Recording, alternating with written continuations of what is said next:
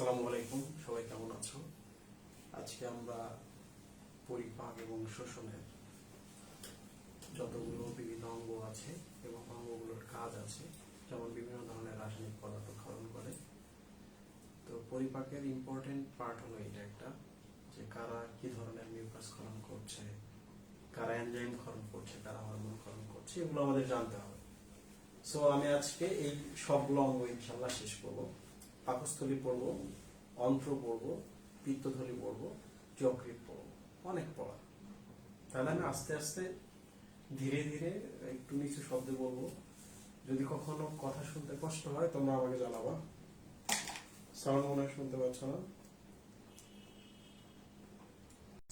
Sound কি এখন clear আছে?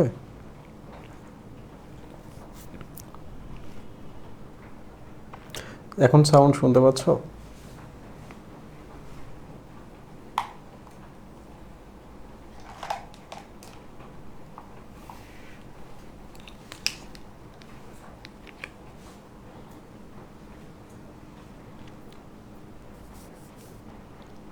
সাউন্ড মনে হয় ক্লিয়ার হয়েছে।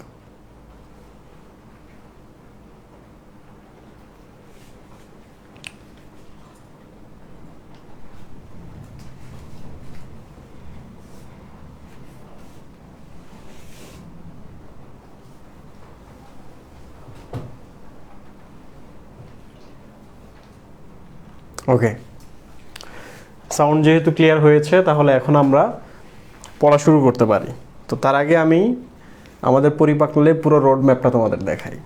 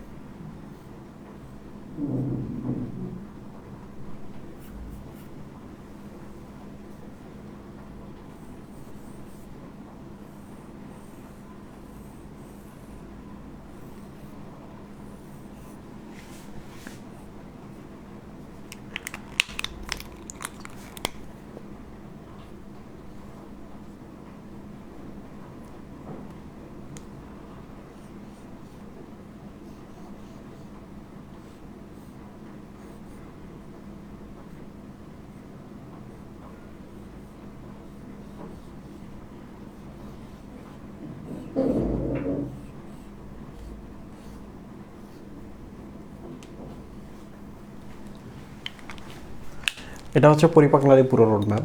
আজকে আমরা কি পড়বো এইটা এখন আমরা দেখব। দেখো, আজকে আমরা পড়বো পাকস্থলী।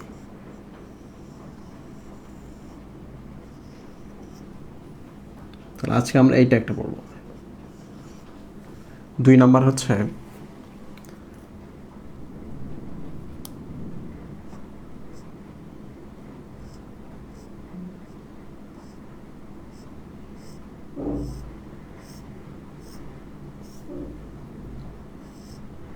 এত বড় হয় না, তারপর আমি এগুলো বাইরে অ্যাড করে দিচ্ছি।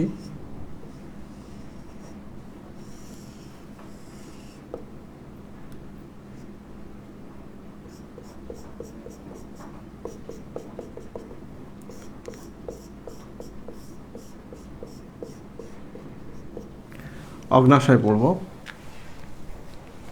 এরপর পড়ব আমরা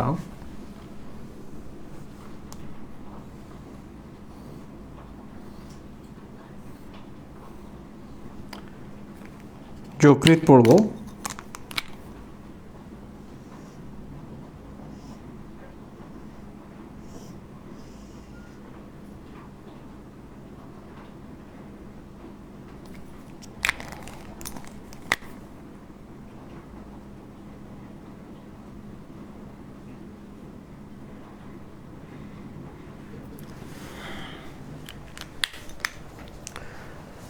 যকৃৎ পড়ব আর পিত্তথলি পড়ব।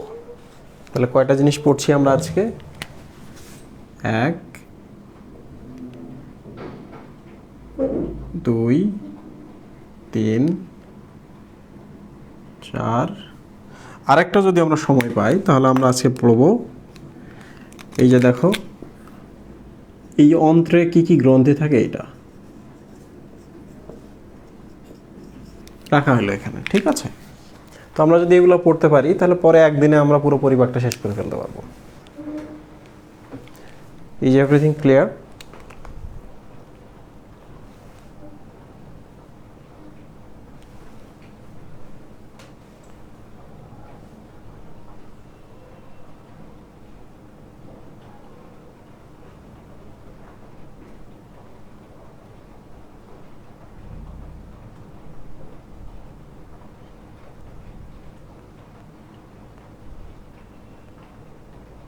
এখন সব ঠিক আছে।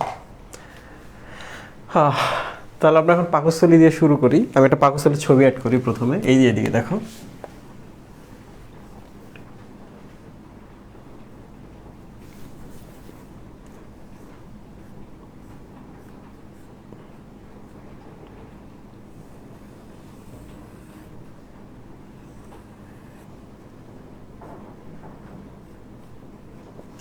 এটা হলো আমাদের পাকস্থলী, তাই না? তো আমি এর আগে কিন্তু পাকস্থলী নিয়ে দুই একটা কথা বলেছি। পাকস্থলী ছোটোবেলায় কতটুকু থাকে না থাকে এটা তোমরা বই পড়লেই পাওয়া। ইম্পর্টেন্ট কথা কি, পাকস্থলীতে যে খাবারগুলো আমরা খাই 2 থেকে 6 ঘন্টা পর্যন্ত পাকস্থলীতে থাকে। যে খাবারগুলো খাচ্ছি 2 থেকে 6 ঘন্টা পর্যন্ত পাকস্থলীতে থাকে। পাকস্থলীতে যখন থাকে তখন কি কাজ হয় এটা ইম্পর্টেন্ট কিন্তু। দেখো তোমরা নিজেরাই কিন্তু বলতে পারবা। প্রথম যখন এখানে খাবার চলে আসবে, স্বাভাবিকভাবে খাবারের মধ্যে কিছু খারাপ জিনিস থাকবে। কি থাকবে? খারাপ জিনিস। তাহলে পাকস্থলী প্রাচীর কি করবে? প্রথমে হাইড্রোক্লোরিক অ্যাসিড ঢেলে দিবে, খারাপ জিনিসগুলোকে মেরে ফেললো, তাই না? শেষ। 2 নাম্বার কি করবে? জীবাণু তো আমি মেরে ফেলেছি, বাট খাবারের টুকরাগুলো কিন্তু বেশ বড় বড়। তাহলে এখন যেটা করবে দেখো, পাকস্থলীর নিজে এই যে এখান থেকে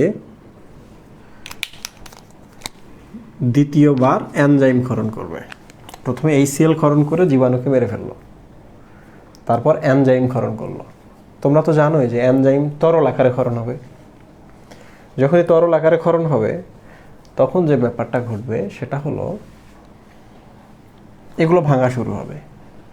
তো যতই আমরা একটা আমকে পানি বা কোনো কিছু সহ ব্লেন্ডারের মধ্যে রাখি না কেন, তারপরেও আমাদের ব্লেন্ডারটা ঘুরাইতে হয় আমগুলো গুঁড়া করার জন্য, তাই না?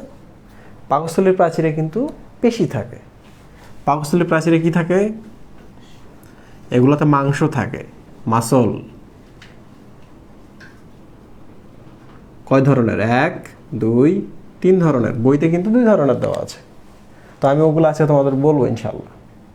তো 3 ধরনের পেশির কাজ কি তোমরা বলো তো? মাসল বা পেশি কি করে আসলে সুফি ভাই? পেশি শুধু সংকুচিত হতে পারে।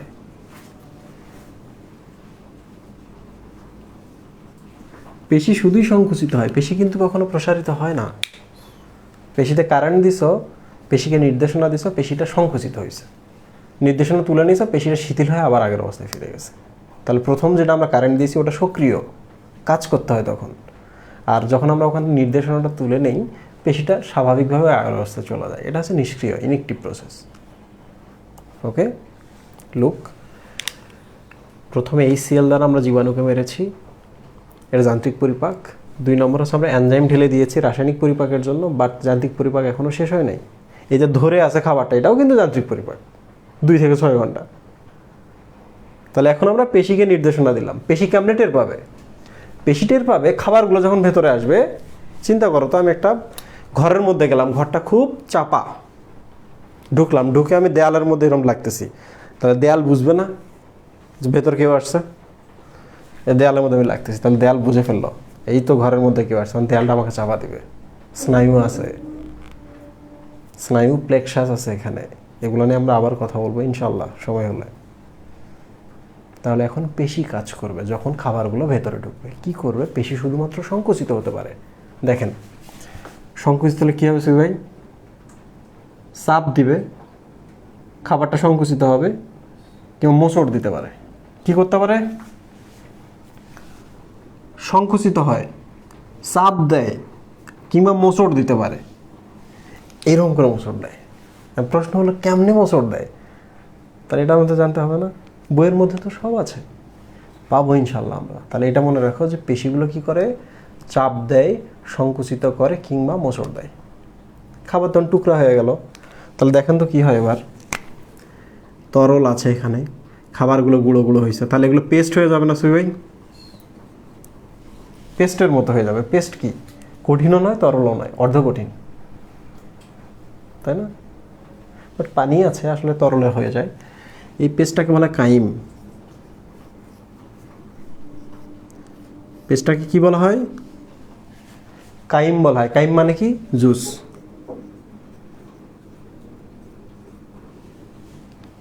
কাইম মানে হচ্ছে জুস। স্বাভাবিকভাবে এটা জুস, তরল ছিল, খাবার ছিল, মোচড় দিয়ে গুঁড়া করে করে ফেলছে। এখন ব্লেন্ডারের ভেতরে কি আছে? জুস আছে। ঠিক আছে এই পর্যন্ত? ওকে, তাহলে এবার চলে আসি আমরা কেমনে মোচড় দেয়, এনজাইমগুলো কেমনে ক্ষরণ করে, এটা আমরা এখন দেখব।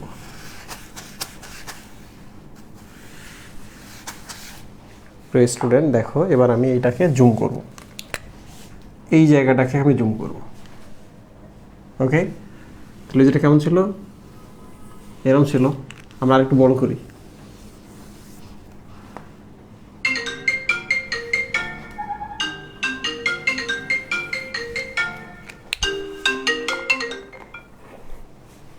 না, আমার বাপে ফোন দিছে, তুমি একটু জানিয়ে দাও। সুবি ভাই, আমরা এখন এই দেয়ালটা আর্ট করতেছি, তাই না? এই পার্টটুকুকে আমরা বেছে নিয়েছি, জুম করলাম। জুম করলে কি কি পাবো দেখো। প্রথমে আমরা এখানে খুব শক্ত কিছু জিনিসপত্র পাবো। কি পাবো সুবি ভাই? স্বাভাবিকভাবে একটা ব্যাগের বাইরের দিকটা শক্ত হবে, বাইরের দিকটা শক্ত হবে, তাই না? তো এই লেয়ারটা না হলো সেরোসা।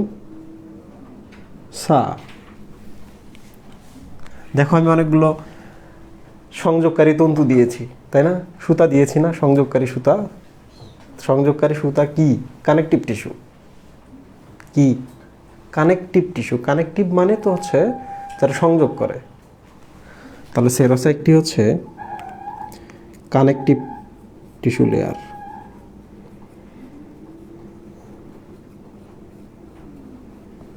ওকে, তাহলে 1 নম্বর লেয়ার শেষ। তাহলে আমি লেয়ারটা একটা সুন্দর বর্ডার দিয়ে দিই।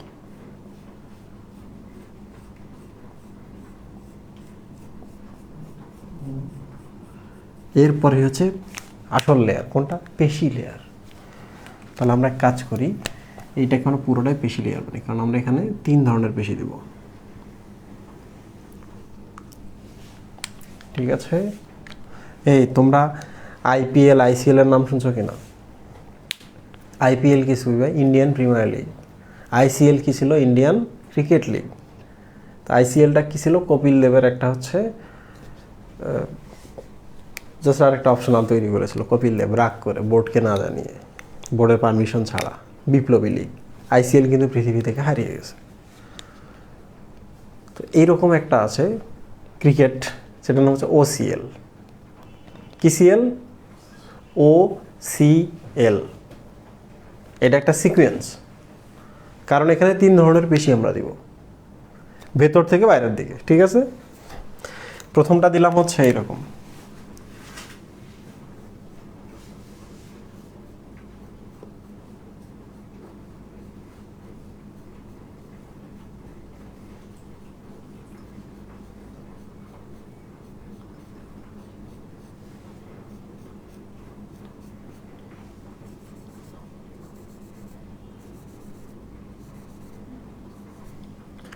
তাহলে আমরা কোনটা শেষ করলাম?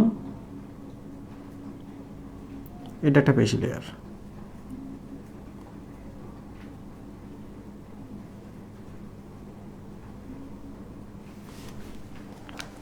প্রিয় স্টুডেন্ট, এখন বলো তো, পেশিগুলো যদি এরকম সোজা করে থাকতো, এই জায়গায় এরকম সোজা হয়ে আছে, তাহলে পেশিগুলো কি এরকম করে সংকুচিত হলে এইভাবে চাপ দিত না ভাই? তো পেশিগুলো কিন্তু আমরা এরকম সোজা রাখি নাই, পেশিগুলো কি করছি আমরা? এরকম বাঁকা করে রাখছি। তাহলে এই পেশিগুলো চাপ দিবে, তখন কিন্তু পাকস্থলীটা মুচড়ায় যায়। কি হয়? মোচড়ায় যায়। এই যে পেশিগুলো বাঁকা বাঁকা বাঁকা হবে পেশি, এগুলো যখন সংকুচিত হয় তখন পাকস্থলীটা মোচড়ায় যায়। তাহলে এটার নাম কি? অবলিক পেশি।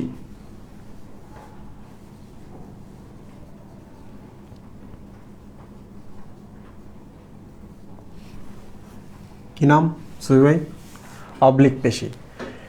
তাহলে আমরা ও পেলাম, আইপিএল আইসিএল এবং আমরা পাইছি ওসিএল, তাই না? ও পেলাম, এরপর কি আমাদের সি বের করতে হবে। সিতে হচ্ছে সার্কুলার পেশি, সার্কুলার পেশি। এটার বাংলা হচ্ছে বৃত্তাকার পেশি।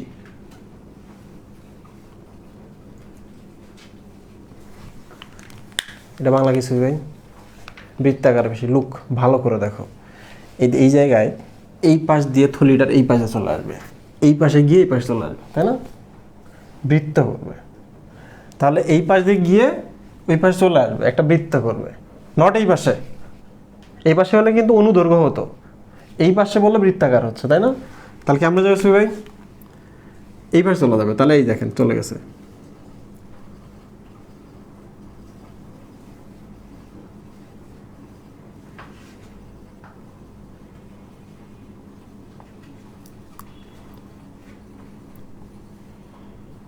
রাত বোঝা যায়?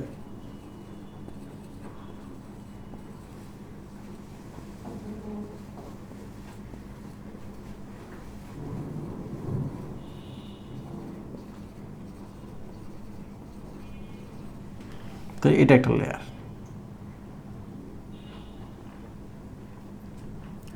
তাহলে আমাকে বলেন তো সুই ভাই, একবারে ভেতরের দিকে, থলির ভেতরের দিকে কে আছে? অবলিক পেশি। তারপর কে আছে? এইটা হচ্ছে অবলিক পেশি, এইটা হলো সার্কুলার পেশি। এবার আসবো আমরা থলির। আমরা তো হচ্ছে এইরকম দিলাম, একটা দিলাম হচ্ছে এই পাশে বৃত্তাকার পেশি, তাই না? এইভাবে একটা দিছি, আর একটা দিছি হচ্ছে এই পাশে, এই পাশে, তাই না? এই পাশে একটা পেশি দিছি। এবার একটা পেশি দিব আমরা এই দৈর্ঘ্য বরাবর, এইরকম বরাবর পেশি থাকবে কিছু। এই পাকস্থলীর লম্ব বরাবর কিছু পেশি থাকবে। এই যে দেখেন,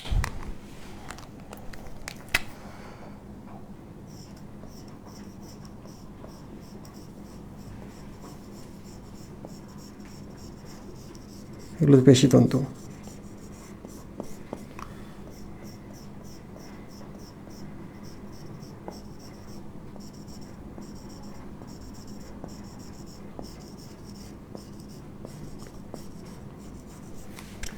কয় ধরনের পেশি পেলাম সুই ভাই আমরা? 3 ধরনের পেশি পেলাম। অবলিক পেশি পেলাম, বৃত্তাকার পেশি পেলাম, আর একটা হচ্ছে লঙ্গিচুডিনাল বা অনুদৈর্ঘ্য।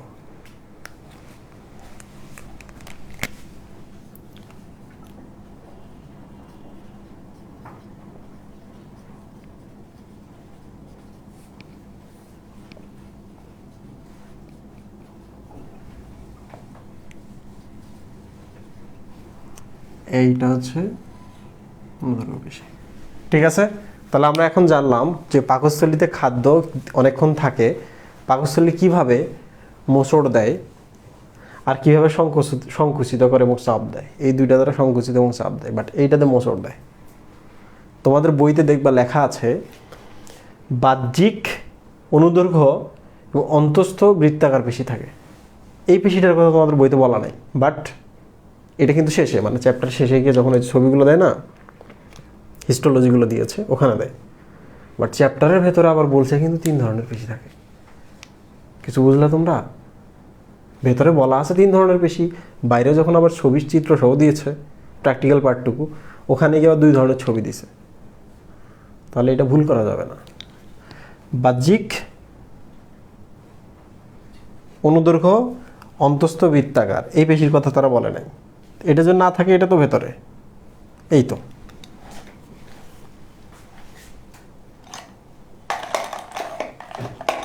ওকে, তাহলে আমরা আরেকটা লেয়ার পেলাম। এই লেয়ারটার নাম কি ছিল? সেরোসা। তাহলে এই লেয়ারটার নাম কি? পেশি স্তর না?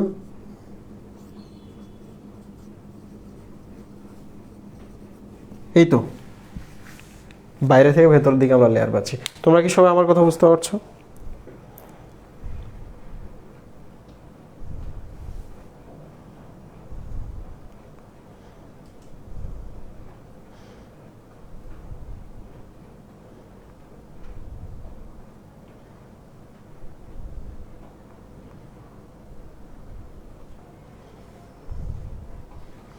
এটা অনলাইন এতেন তো চার্জার। দেখো আমি জাস্ট হচ্ছে এই লেয়ারটাতে কি আছে আমি দেখাচ্ছি তোমাদের। একবারে বাইরের দিকে কানেকটিভ টিস্যু আছে, এরপরে পেশির লেয়ারটা আছে, তার ভেতরে কি আছে এখন আমরা এটা দেখবো। প্রিয় স্টুডেন্ট দেখো, একবারে ভেতর বাইরের একবারে অন্তঃস্থ লেয়ারটাতে আসি আমরা।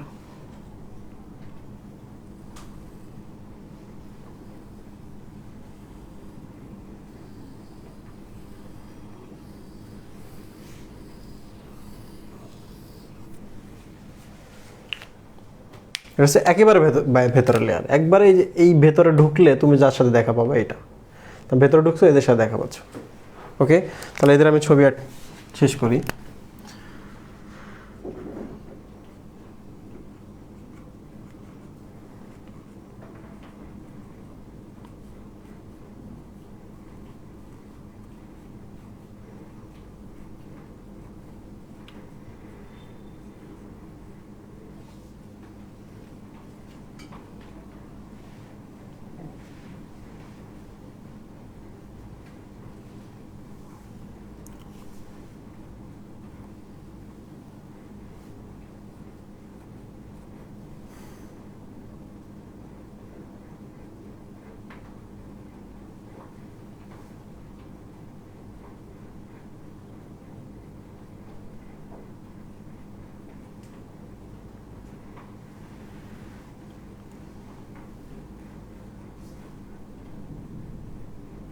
অনেক অ্যাড করছে, আর সময় নেই।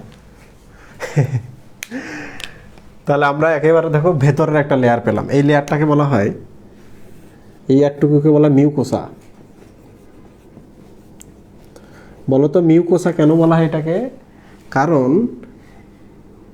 এই স্তরটা উপরে সবসময় পিচ্ছিল থাকে মিউকাস দ্বারা, তাই না? তো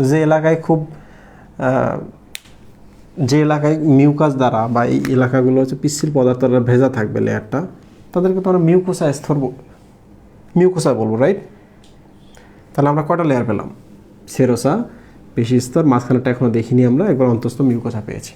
প্রিয় স্টুডেন্ট, এরপরে হালকা এখানে একটা লেয়ার আছে। এই যে লেয়ারটা তোমরা পুরোটাই দেখতে পাচ্ছ।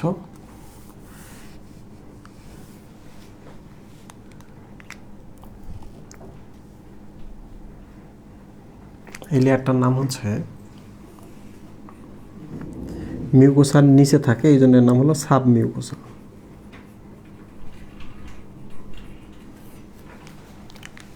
কি নাম এটার? মিউকোসার নিচে আছে, এই জন্য সাব মিউকোসা। ইন্সপেক্টরের নিচে সাব ইন্সপেক্টর, তাই না? তো এইটার স্পেশালিটি হচ্ছে এখানে রক্তনালী থাকে। কি থাকে? রক্তনালী থাকে।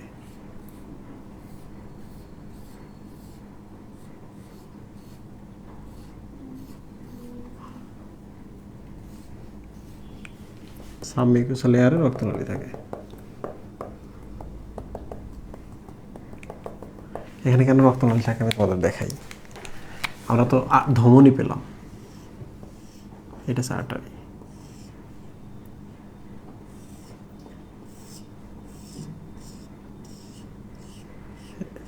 এটা ছিল ধমনী বা আর্টারি, এটা হচ্ছে ভেইন। দেখো স্বাভাবিকভাবেই হচ্ছে এই কোষগুলাকে রক্ত লাগবে, তাই না? যদি এদের রক্ত লাগে, দেখো কেমনে আসে। এই যে রক্তনালীগুলো এখান থেকে শাখা তৈরি করে,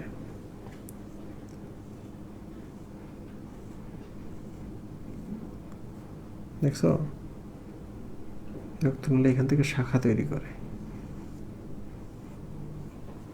এদিকে চলে আসে,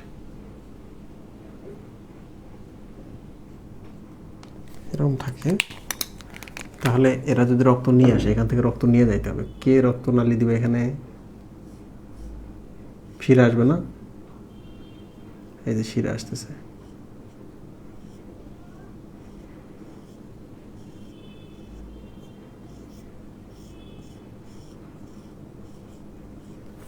শিরা চলে আছে।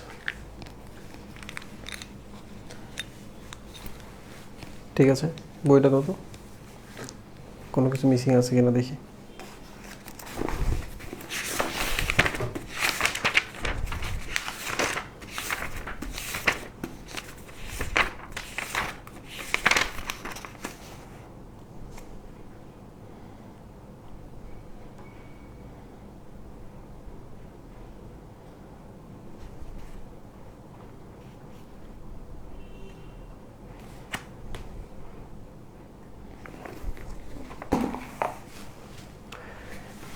এই হচ্ছে ঘটনা। বইয়ের মধ্যে আলাদা আরেকটা লেয়ার দেওয়া আছে, এটার নাম হলো মাস্কিউলারিস মিউকোসা। সাব মিউকোসা আমরা পেয়েছি, মিউকোসা পেয়েছি, মাস্কিউলারিস মিউকোসা বলে আরেকটা লেয়ার দিয়েছে বইয়ের মধ্যে। এই দুই পাশে থাকে আর কি, হালকা পেশি কিছু থাকে এখানে। এই পেশিগুলো না হলে কিন্তু কখনো গ্রন্থিগুলো থেকে রস বাইর হতে পারত না।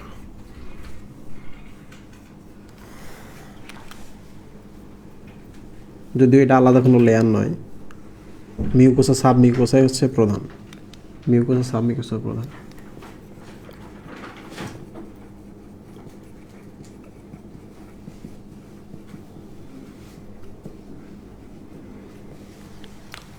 প্রিয় স্টুডেন্ট, আমাদের ছবি আর্ট করা শেষ। এখন আমি আপনাদের প্রশ্ন করি, এদিকে এটা কি? পাকস্থলীর অন্তর্গঠন। পাকস্থলীর লেয়ার কয়টা? এখানে দেওয়া 5টা বই অনুসারে। বলো তো কি কি লেয়ার? ভেতর থেকেও বলতে পারো, বাইরে থেকেও বলতে পারো। তুমি যদি ভেতর থেকে বলো, থলির ভেতর থেকে, তাহলে দেখো মিউকোসা, এরপর হালকা মাসল আছে, মাস্কিউলারিস মিউকোসা। মাসল মানে আছে পেশি, হালকা পেশি আছে। এই যে দেখো রক্তবাহিকা সমৃদ্ধ যে লেয়ারটা, এটার নাম হলো সাব মিউকোসা। মিউকোসার নিচে সাব মিউকোসা। ওকে, তারপর থাকে পেশি স্তর। পেশি স্তরে 3 ধরনের পেশি থাকে। বাইরের দিকে কিন্তু হচ্ছে অনুদৈর্ঘ্য, ভেতরের দিকে অনুপ্রস্থ, বৃত্তাকার, রাইট? বাট আমরা তো জানি 3 ধরনের পেশি থাকে, বইয়ে তো তাই বলা আছে, ছবিতে দেয়নি। আর এটা হলো কানেকটিভ টিস্যু বা সংযোগী কলা সহ যে লেয়ার, তার নাম হলো সেরোসা। এই হলো প্রধান কথা। কিন্তু আমি এত ছবি কেন দেখিয়েছি? তাহলে আমি যদি আপনাকে প্রশ্ন করি, বলেন তো রক্তনালী সমৃদ্ধ লেয়ার কোনটা? Sub mucosa. বলেন তো গ্রন্থি সমৃদ্ধ লেয়ার কোনটা? গ্রন্থি কোষ আছে কোনটাতে? ছবি দেখেন, এই যে দেখেন, এই কোষগুলো হচ্ছে গ্রন্থি কোষ। এরাই কিন্তু এনজাইম ক্ষরণ করে, এরাই পিচ্ছিল মিউকাস ক্ষরণ করে, এরাই কিন্তু হাইড্রোক্লোরিক অ্যাসিড তৈরি করে। তাহলে আমাদের এটা নিয়ে পড়তে হবে না? এটা কিন্তু আসছিল পরীক্ষায়, প্রায় আসে। তাহলে এখন আমরা পড়বো এই লেয়ারটা নিয়ে, তাই না? তাহলে এখন আমি ওদিকটা মিশায়ে ওখানে একটা ছবি অ্যাড করি।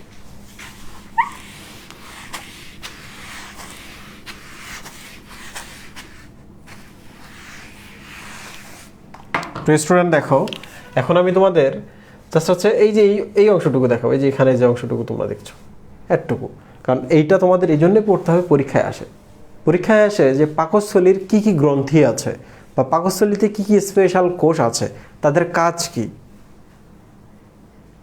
তাহলে সেই কোষগুলো কোথায় থাকে? মিউকোসা লেয়ারে থাকে। কেন মিউকোসা বলে? কারণ এই কোষটার উপরে প্রচুর পরিমাণ মিউকাস জমা থাকে। মিউকাস জমা থাকলে লাভ কি? এই যে এখানে খাবার আসে, এখানে অ্যাসিড আসে, অ্যাসিড এবং খাবারের কারণে যেন এটা যেন ক্ষতিগ্রস্ত না হয় দেয়ালটা, এই জন্য কিন্তু প্রচুর পিচ্ছিল পদার্থ এখানে কিন্তু রাখতে হয়। কিছু বুঝলেন? প্রচুর পিচ্ছিল পদার্থ রাখতে হয়, তার নামই হলো মিউকাস। মিউকাস থাকার জন্য মিউকোসা লেয়ার। ওকে, তো মিউকাস লেয়ারে কোষগুলো থাকে।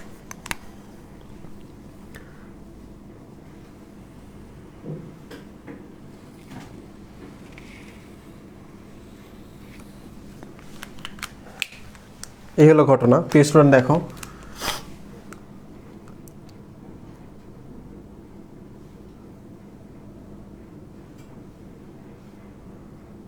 আচ্ছা, এই এপিথেলিয়ামগুলো দেখে কি মনে হচ্ছে?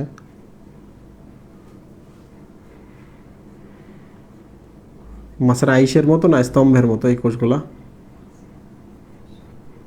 হ্যাঁ,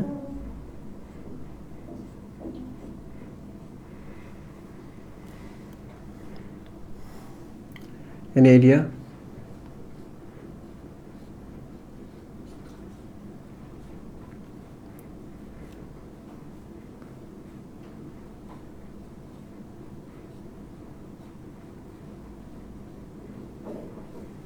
আমরা পড়ছি পাকস্থলীর অন্তর্গঠন। এই মুহূর্তে আমরা যা দেখছি এর নাম হলো পাকস্থলীর যে মিউকোসা স্তরটা আছে, ভেতরের স্তরটা আছে, এখানে কিছু কোষ আছে। এই কোষগুলো আমাদের জানতে হবে। প্রিয় স্টুডেন্ট, দেখো স্পেশাল কিছু ব্যাপার আছে। এই যে যে কোষগুলো দেখতেছো, এগুলোর ফাঁকে ফাঁকে আমরা কিছু কোষ, স্পেশাল কোষ লাগাই দেব।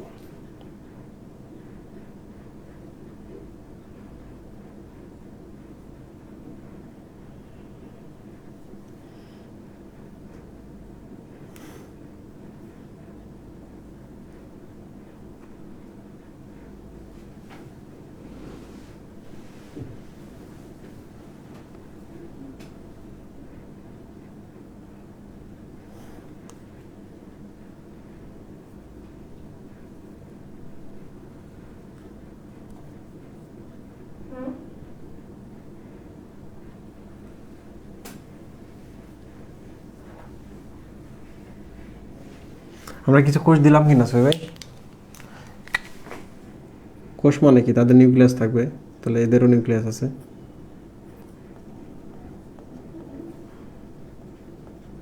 সবগুলোতে এরকম দিতে হবে।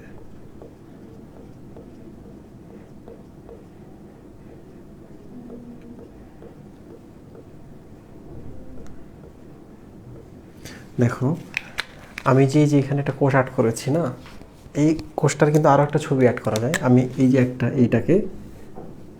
এইটাকে এখানে আমি একটু অ্যাড করে দেখাই। তুমি চাইলে এরকম করতে পারো। এরকম একটা কোষ,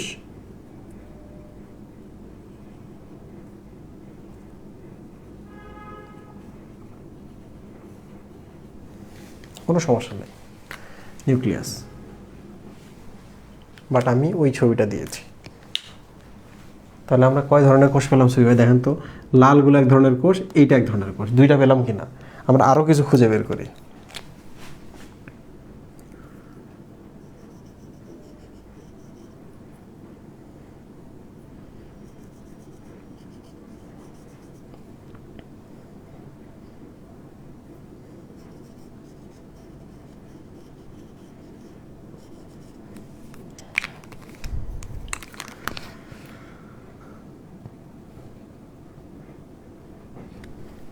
কয় ধরনের কোষ পেলাম এখানে? টোটাল 3 ধরনের। লালগুলো একটা, এই কালোগুলো একটা, নীলগুলো একটা। আমরা আরও এক ধরনের কোষ বের করি। এই যে দেখো এখানে,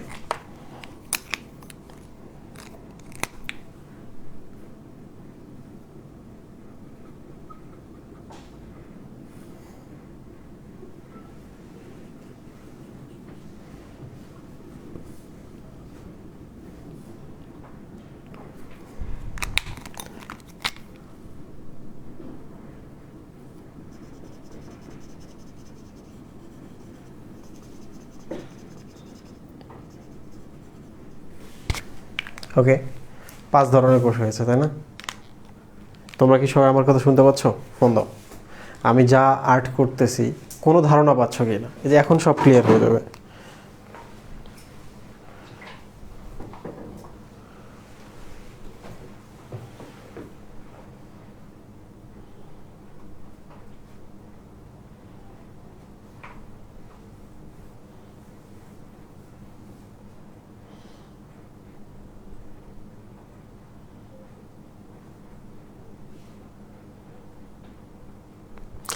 আচ্ছা, অনেকেই কমেন্ট করছো কঠিন লাগতেছে। কঠিন লাগার মতো এখন আমি কিছু বলি নাই। তাহলে কঠিন লাগলে আসলে কি করার আছে?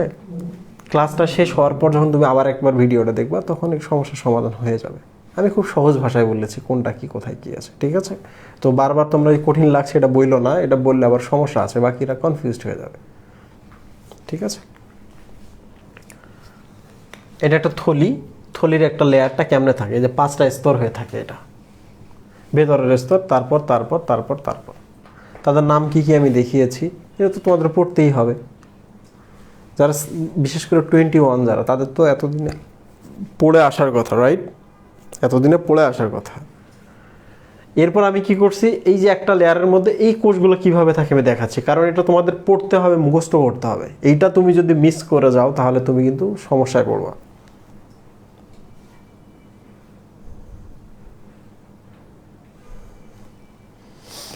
দেখেন এদিকে এদের নাম কি কি আমি তোমাদের এখন দেখাই।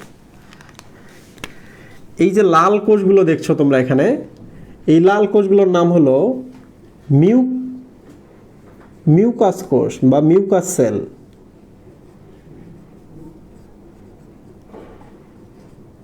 কি নাম? মিউকাস কোষ বা মিউকাস সেল। এক। তারপর তোমরা এই যে কোষগুলো দেখছো, এই কোষগুলোর নাম হলো অক্সিনটিক সেল।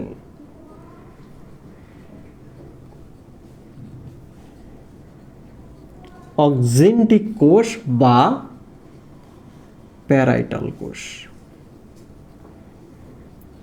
প্যারাইটাল কোষ। তাহলে কয় ধরনের কোষ পেলাম আমরা? 2 ধরনের পেলাম। এরপর চলে আসি আমরা, এই যে নীল ধরনের যে কোষগুলো দেখছো, এদের নাম হলো আর্জেন্টাফিন কোষ। কয় ধরনের পেলাম আমরা? 3 ধরনের পেলাম। এগুলো কি জিনিস আমি দেখাচ্ছি তোমাদের। এরপর এই যে দেখো এখানে যে কোষটা পাচ্ছ, এটার নাম হলো,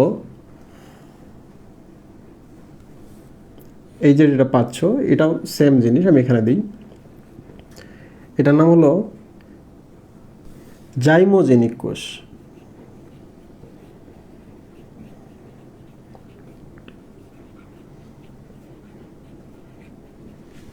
ওকে প্রিয় স্টুডেন্ট, একটু সময় লাগছে, পরেরগুলোতে আমাদের এত সময় লাগবে না। যেহেতু আজকেও ক্লাস আছে, কালকেও ক্লাস আছে, আমি চাইছিলাম আজকে ক্লাসটা আমি নিব না, প্রচণ্ড বৃষ্টি হচ্ছিল, বাট পরে মনে হলো না, যতটুকু আগানো যায় ততটুকুই লাভ, তাই না? হুট করে ক্লাস বন্ধ করে দিতে পারি, আর একটু পড়াই, এইটা পড়ায় আরেকটা পড়ায় ক্লাস আজকে অফ, যেহেতু পরপর 2 দিন আছে, প্রেশার নেওয়া যাবে না। তাহলে আমরা পেলাম মোটামুটি 4 ধরনের কোষ। মনে রাখো, পাকস্থলীতে 4 ধরনের কোষ সম্পর্কে তোমাকে জানতে হবে, তারা কি কাজ করে জানতে হবে। এইটা না করে, না মুখস্থ করে তুমি পরীক্ষা হলে যাইতে পারো না। এটা তোমার জন্য অপরাধ যে তুমি প্রিপারেশন না নিয়ে যুদ্ধে চলে গেছো। বলতেছে যুদ্ধে যেতে হবে, সাথে সাথে দৌড়ে যুদ্ধে চলে গেছো, গিয়ে দেখো সবাই তরবারি নিয়ে চলে আসছে, তুমি তরবারিটাই নিয়ে চলে আস নাই, কেমনটা লাগবে? হ্যাঁ, তরবারি ছেড়ে যুদ্ধ করা যায়? যায় না। তাহলে এগুলো হচ্ছে তরবারি, এবং এই চ্যাপ্টারের সবচেয়ে ইম্পর্টেন্ট তরবারি হলো এই জায়গাটা। এখন আমি তোমাদের বলা শুরু করি কোনটার কাজ কি। এই যে দেখো, প্রথম আমরা মিউকাস দিয়ে শুরু করব। এখানে যা কিছু পড়া লাগে আমরা সব পড়ে ফেলবো, লাগুক আজকে একটা টপিক 2টা টপিক পড়তে সারাটা আজকে ক্লাসটা চলে যাক, সমস্যা নাই। দেখো এই যে মিউকাস কোষগুলো দেখে কি মনে হচ্ছে, এখানে সব থেকে বেশি কোন কোষটা আছে? মিউকাস কোষ, তাই না? তাহলে বলেন তো মিউকাস কোষ কি ক্ষরণ করে সই ভাই? মিউকাস কোষ ক্ষরণ করে মিউকাস। ওই যে অনেকদিন আগে বলেছিলাম, মিউকাস মানে হলো 2টা জিনিস, একটা হলো মিউসিন নামক প্রোটিন, মিউসিন নামক প্রোটিন, সাথে কি থাকে? পানি, লবণও থাকে কিছু।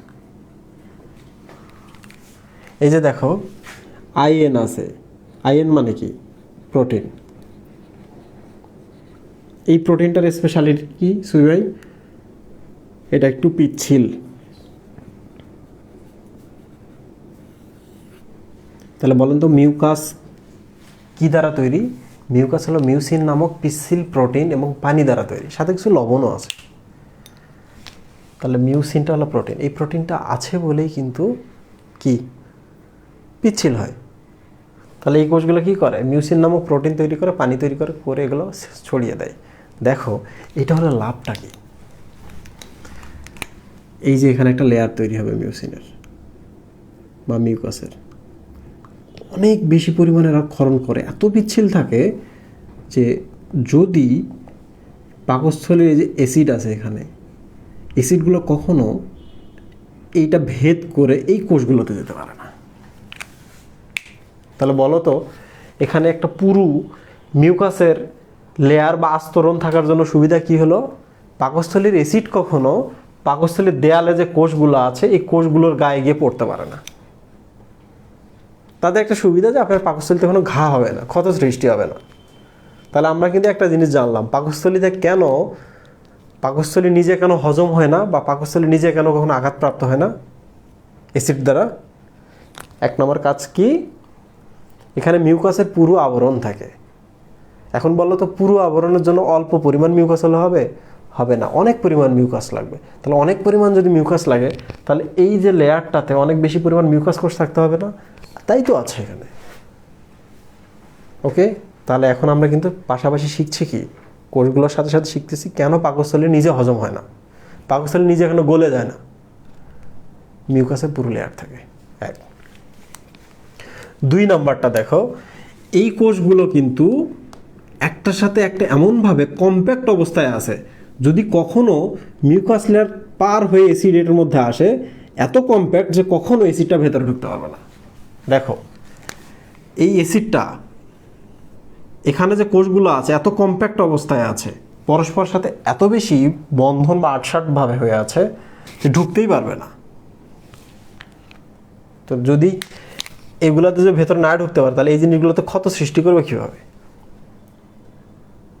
যাদের আলসার হয় পেটের মধ্যে তাদের কিন্তু এই যে এগুলো ক্ষত সৃষ্টি করে এই যে রক্তনালীগুলোকে উন্মুক্ত করে দেয়, তখনই তো ওখানে ব্লিডিং হয়, রক্তপাত হয়, বড় বড় ঘা হয়।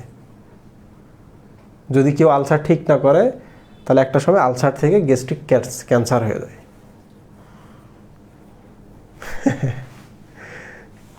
কি আমি কি বোঝাতে পারছি? আচ্ছা, তাহলে আমরা 2টা কারণ পেলাম পাকস্থলী কেন হজম হয় না। 1 নম্বর হচ্ছে এখানে পুরো মিউকাস লেয়ার থাকে। 2 নম্বরটা হচ্ছে এখানে এপিথেলিয়াল কোষগুলো বা আবরণী কোষগুলো, এগুলো সব তো আবরণী কোষ, পরস্পরের সাথে কম্প্যাক্ট অবস্থা থাকে। 10 জন আসবে এরা এমনভাবে হয়ে আছে একটা শিল্ডের মতো গঠন করছে, ঢুকতেই পারবে না এগুলো ভেদ করে, তাই না? চক্রবুচ্চার মতো।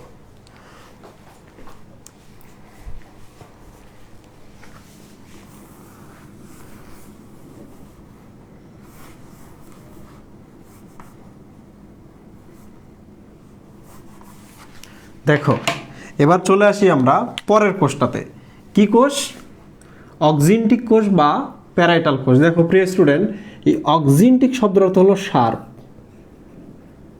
কি শার্প মানে কি? তীক্ষ্ণ, তাই না? এই যে দেখেন মাথাগুলো অনেক তীক্ষ্ণ। আমি তখন কিন্তু বলেছিলাম যে তুমি চাইলে এই কোষটার ছবিটা এইভাবেও করতে পারো। দেখো এখানেও দেখো মাথাগুলো তীক্ষ্ণ না?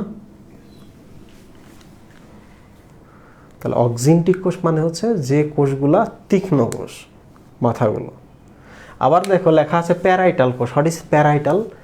পিতে প্যারাইটাল, পিতে হচ্ছে প্রাচীর, পিতে হচ্ছে প্যারাইটাল, পিতে হচ্ছে প্রাচীর বা পার্শ্ব। খেয়াল করে দেখো তো, এগুলো তো এই প্রাচীরের মধ্যে আছে, ওখান থেকে নামটা আসছে আর কি। ঠিক আছে, তাহলে আমরা বুঝতে পারলাম যে এরপরে যে কোষটা এটার নাম হলো শার্প, যেহেতু শার্প থেকে অক্সিনটিক শব্দটা আসছে। প্রিয় স্টুডেন্ট, এটার কাজ কি? দেখো এটার কাজ হলো, এই জায়গাটা কি দেখা যাচ্ছে মুহিব? অক্সিনটিক বা প্যারাইটাল সেল। এখান থেকে কি ক্ষরণ হয়? হাইড্রোক্লোরিক অ্যাসিড ক্ষরণ হয়। ক্লোরাইড আছে, হাইড্রোজেন আছে, দুইটাকে মিলাই দিয়ে সে হাইড্রোক্লোরিক অ্যাসিড বানিয়ে এই যে এখানে ফেলে দেয়। এখানে মানে কি? পাকস্থলীর ভেতরে আসলো। এখানে ফেলে দেওয়া মানে কি? যে পাকস্থলীর ভেতরে আসলো। এখানে ফেলে দেওয়া মানে কি? যে পাকস্থলীর ভেতরে চলে আসলো। একই কথা। তো প্রিয় স্টুডেন্ট দেখো, অক্সিনটিক কোষের কাজ কি? হাইড্রোক্লোরিক অ্যাসিড উৎপন্ন করা।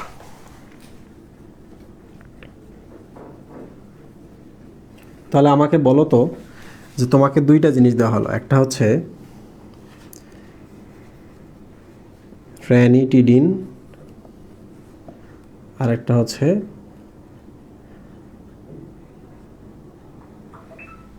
র্যানিটিডিন, এটার নাম অ্যান্টাসিড। একটা অ্যান্টাসিড, এটা লিখিও না কেউ, তোমাকে যদি আমি এই দুইটা জিনিস দিই, খুব মজার জিনিস দেখো, অ্যান্টাসিড যেটা তোমরা যে চুষে খাও অ্যান্টাসিড, হঠাৎ করে গ্যাস খুব জ্বালা পড়া করতেছে, তো অ্যান্টাসিডটা কী হয়, এই পাশে এসে পাকস্থলিতে আসে, এখানে দেখে HCl আছে, তাহলে অ্যান্টাসিড একটা হচ্ছে ক্ষার, তাহলে HCl এবং ক্ষার মিলিয়ে যাকে পানি করে, তখন তোমার অ্যাসিডিটিটা কমে গেল। কিন্তু সমস্যা কোন জায়গায়? সমস্যা হচ্ছে হাইড্রোক্লোরিক অ্যাসিডও তৈরি হচ্ছেই, ওটা তো থামায় নাই, যেগুলো তৈরি হয়েছে ওগুলোকে সে নিষ্ক্রিয় করছে। তো আমরা কিছুক্ষণ পর যখন অ্যান্টাসিডের কাজ শেষ, তখন আবার কিন্তু আপনার অ্যাসিডিটি হবে, তাই না? তখন আপনাকে কি খেতে হবে? রেনিটিডিন খেতে হবে বা ওমেপ্রাজল খেতে হবে। এরা কি করে? এরা অ্যাসিড তৈরি বন্ধ করে দেয়। বুঝলেন কিছু? এরা অ্যাসিড তৈরি বন্ধ করে দেয়। তাহলে অ্যান্টাসিড আমরা সবসময় খাবো না। আকস্মিক সমস্যা হচ্ছে সাথে সাথে একটা অ্যান্টাসিড খেতে পারি, কিন্তু ভালো করার জন্য তোমাকে রেনিটিডিন কিংবা ওমেপ্রাজল এই টাইপের জিনিসগুলো খেতে হবে। প্রাজল নাম আছে যেগুলো শেষে, কিংবা টিডিন নাম আছে যেগুলো শেষে, রেনিটিডিন, সেমিটিডিন, ফেমোটিডিন, রক্সাটিডিন, নিজাটিডিন, এগুলা। ওমেপ্রাজল, রবিপ্রাজল, প্যান্ডোপ্রাজল, এগুলা। ল্যান্সোপ্রাজল এখন খুব ভালো কাজ করছে। তাহলে এগুলা মজার জিনিস না এটা? বুঝতে পারছেন কিছু?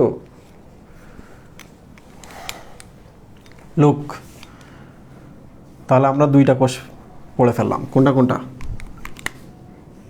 মিউকাস কোষ, অক্সিনটিক কোষ। কিন্তু এখানে আরেকটা কথা আছে, অক্সিনটিক কোষটা আরেকটা জিনিস তৈরি করে, তার নাম হলো ইন্ট্রিনসিক ফ্যাক্টর তৈরি করে। What is intrinsic factor? তোমাদের বইতে কিন্তু বলা আছে যে অক্সিনটিক নয়, আর্জেন্টাফিন কোষটাই হচ্ছে ইন্ট্রিনসিক ফ্যাক্টর ক্ষরণ করে। না, এটা ভুল কথা, এইটাই ক্ষরণ করে। বাট বইয়ে যেহেতু দেওয়া আছে আর কিছু করার নাই, তারপরেও আমি সঠিকটা আপাতত পড়াচ্ছি, বইতে যা আছে তাই পড়তে হবে। তোমরা কি আমার কথা বুঝতে পারছো? কোনো কষ্ট হচ্ছে? তাড়াতাড়ি বলো।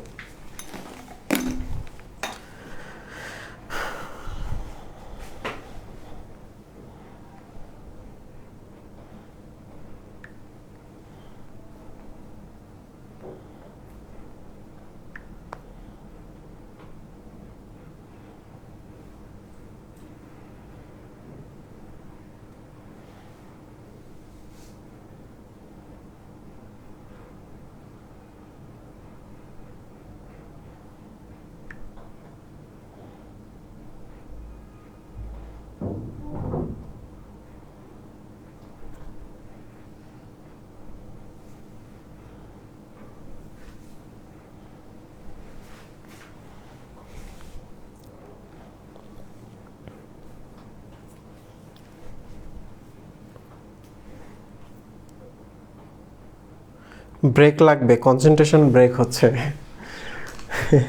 খুব সুন্দর কথা। আচ্ছা, আর দুইটা লাইন পড়াই, আমি ব্রেক দিয়ে দিই। ব্রেক তো দিবই। আচ্ছা, ইন্ট্রিনসিক ফ্যাক্টর সম্পর্কে একটু বলি। এটা একটা রাসায়নিক পদার্থ। কি এটা রাসায়নিক পদার্থ? এটা একটা গ্লাইকোপ্রোটিন। গ্লাইকোপ্রোটিন মানে এটা এমন একটা প্রোটিন যার সাথে গ্লুকোজ যুক্ত থাকে। এটা একটা গ্লাইকোপ্রোটিন, রাসায়নিক পদার্থ। এটা আসলে দেখেন, এই যে অক্সিনটিক কোষগুলো থেকে নিচে এখানে ক্ষরণ হয়, বা অক্সিনটিক কোষগুলো থেকে, এই অক্সিনটিক কোষগুলো থেকে এখানে ক্ষরণ হচ্ছে পাকস্থলীতে। এই অক্সিনটিক কোষগুলো থেকে পাকস্থলীতে ক্ষরণ হচ্ছে। তুমি যখন vitamin, intrinsic factor, vitamin B12 তো রাইট?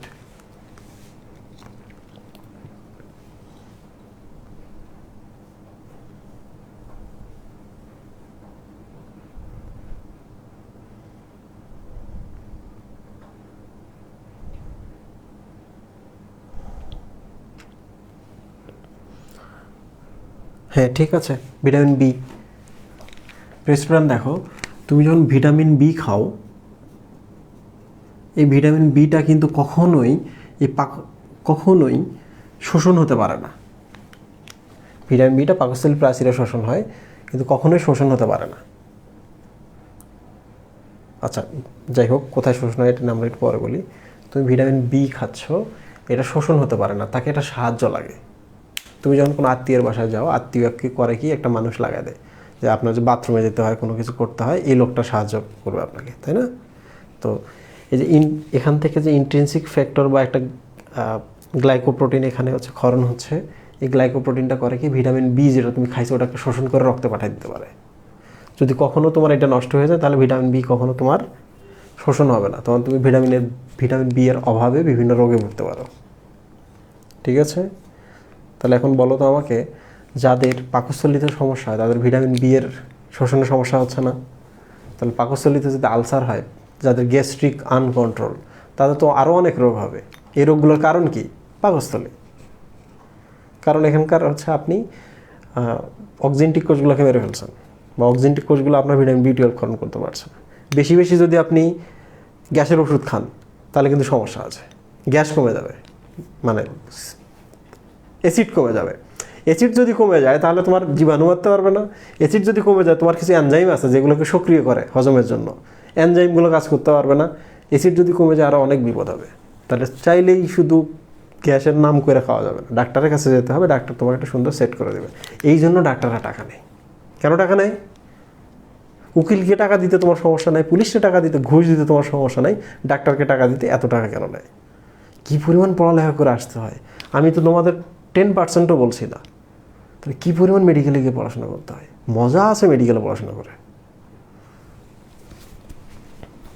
দেখো, আমরা এখানে বললাম অক্সিনটিকে, তোমাদের বইতে দেওয়া আছে আর্জেন্টিফাইন কোষ থেকে ইন্টেন্সিভ ফ্যাক্টর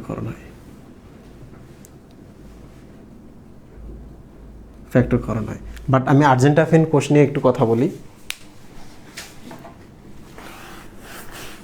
এবার আমরা কি দেখব? আর্জেন্টাফিন, রাইট? এই যে এখানে দেখেন আর্জেন্টা আছে, আর্জেন্ট, এই আর্জেন্ট শব্দ অর্থ হচ্ছে সিলভার। এই যে টাফিন শব্দটা আছে এখানে, টাফিন শব্দটা আছে, আর্জেন্ট, আফিন, এই পার্টটুকু হচ্ছে ক্রোমাফিন শব্দ থেকে আসে। কোন শব্দ থেকে আসে? ক্রোমাফিন। এই যে দেখো, আর্জেন্ট আফিন, দুইটা মিলে কি? আর্জেন্ট আফিন। এই ক্রোমাফিনের এই ক্রোম শব্দের অর্থ কি? কালার, কালার বা রং, তাই না? তাহলে এখন বলো তো, আর্জেন্টাফিন সেল শব্দটা কোত্থেকে আসছে? আর্জেন্টা এবং ক্রোমাফিন থেকে আসছে। টোটাল মানে হলো সিলভার কালার বা সাদা রঙের, রূপালী রঙের, তাই না? তাহলে আমি যদি কোনো একটা রাসায়নিক পদার্থ দিয়ে এখানে দিই তাহলে এইগুলা সিলভার কালার ধারণ করে। আমরা যখন হিস্টোলজি ল্যাবের মধ্যে স্লাইস করি না এগুলা, পাকস্থলীর প্রাচীরকে স্লাইস করে যখন মাইক্রোস্কোপের নিচে দেখি তখন তো রং দেওয়া লাগে। রং না দিলে তো এই কোষগুলো আর এই কোষগুলো আলাদা করতে পারবেন না। তো সবার উপর আপনি রং দিলেন, এই কোষগুলো শুধুমাত্র সিলভার কালার হয়ে যাবে। তখন আমরা কিন্তু দেখতে পাবো যে এই যে সিলভার কালারগুলো হচ্ছে আর্জেন্টাফিন সেল। বুঝলেন? এই জন্য এটা নাম হলো আর্জেন্টাফিন সেল। বইতে কী লেখা আছে? এখান থেকে ইন্ট্রিনসিক ফ্যাক্টর ক্ষরণ হয়। ইন্ট্রিনসিক ফ্যাক্টর কোন ভিটামিন শোষণে সাহায্য করে? Vitamin B. ওকে, শেষ। এবার বাকি রইল জাইমোজেনিক কোষ। প্রি স্টুডেন্ট, জাইমোজেনিক কোষটাকে এবার আমরা এইভাবে লিখি, জাইমোজেনিক সেল। মুই বুঝতে পারতেছস? খুবই ইন্টারেস্টিং পার্ট। দেখো, জাইমো মানে হলো এনজাইম থেকে আসছে। জাইম শব্দটা কোত্থেকে আসছে? এনজাইম। জেনিক মানে যে তৈরি করে বা যে জেনেসিস করে। তাহলে বলো তো জাইমোজেনিক কোষের কাজ কি? যে এনজাইম তৈরি করে। তাহলে এখন বলো তো, আমি যে 4 ধরনের কোষের কথা এখানে বললাম, কোন কোষটা আসলে পাকস্থলীর প্রাচীরে বা পাকস্থলীর জন্য, হজমের জন্য এনজাইম তৈরি করে? জাইমোজেনিক কোষ। ওকে, এনজাইম প্রোডিউসিং সেল। তো যেহেতু আমরা তো এখন কি পড়ছি? পরিপাক। পরিপাক মানে তো এনজাইম। তাহলে অন্য যতগুলোর কথা আমরা এখানে বলেছি সব থেকে ইম্পর্টেন্ট কোনটা? এনজাইম বা জাইমোজেনিক সেলটাই, তাই না? এই তো এনজাইমটা এসে শেষে ক্ষরণ করছে। এই জন্য এই কোষটাকে কি বলা হয়? প্রধান কোষ, সিপ কোষ। সিপ মানে সস্তা না, সিপ মানে প্রধান কোষ। এইটার আরেকটা নাম আছে, জানতে হবে সবগুলোই। পেপটিক কোষ। কেন পেপটিক কোষ বলে? এটা লাস্ট লাইন আজকের ক্লাসের। কেন পেপটিক সেল বলে সুই ভাই? কারণ এখান থেকে তো এনজাইম আসে। এনজাইমগুলোর নাম কি দেখেন,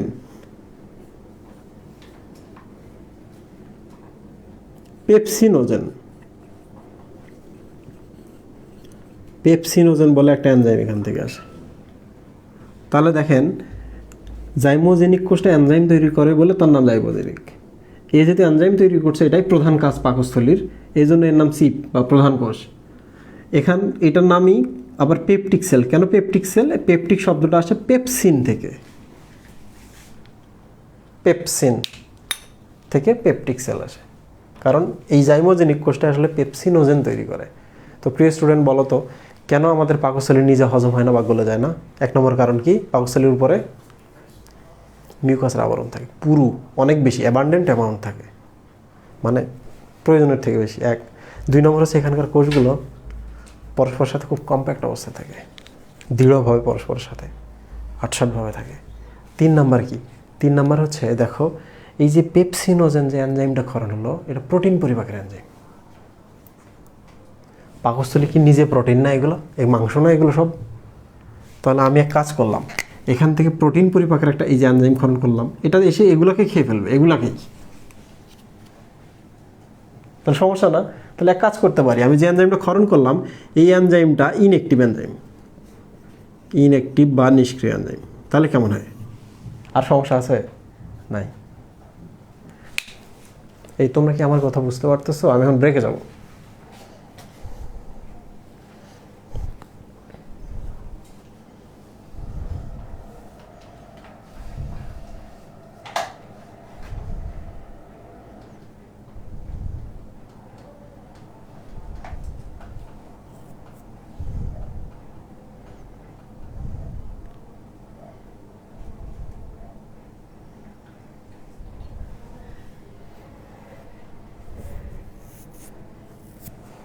ভাইয়া, আপনি সবসময় যকৃতটা বাম পাশে আটকান করেন কেন? যকৃতটা তো ডান পাশে থাকে। আরে পাগলা, পাকস্থলী থাকে এখানে, যকৃতটা শুরু হয়ে যায় এখান থেকে, মানে পুরোটাই।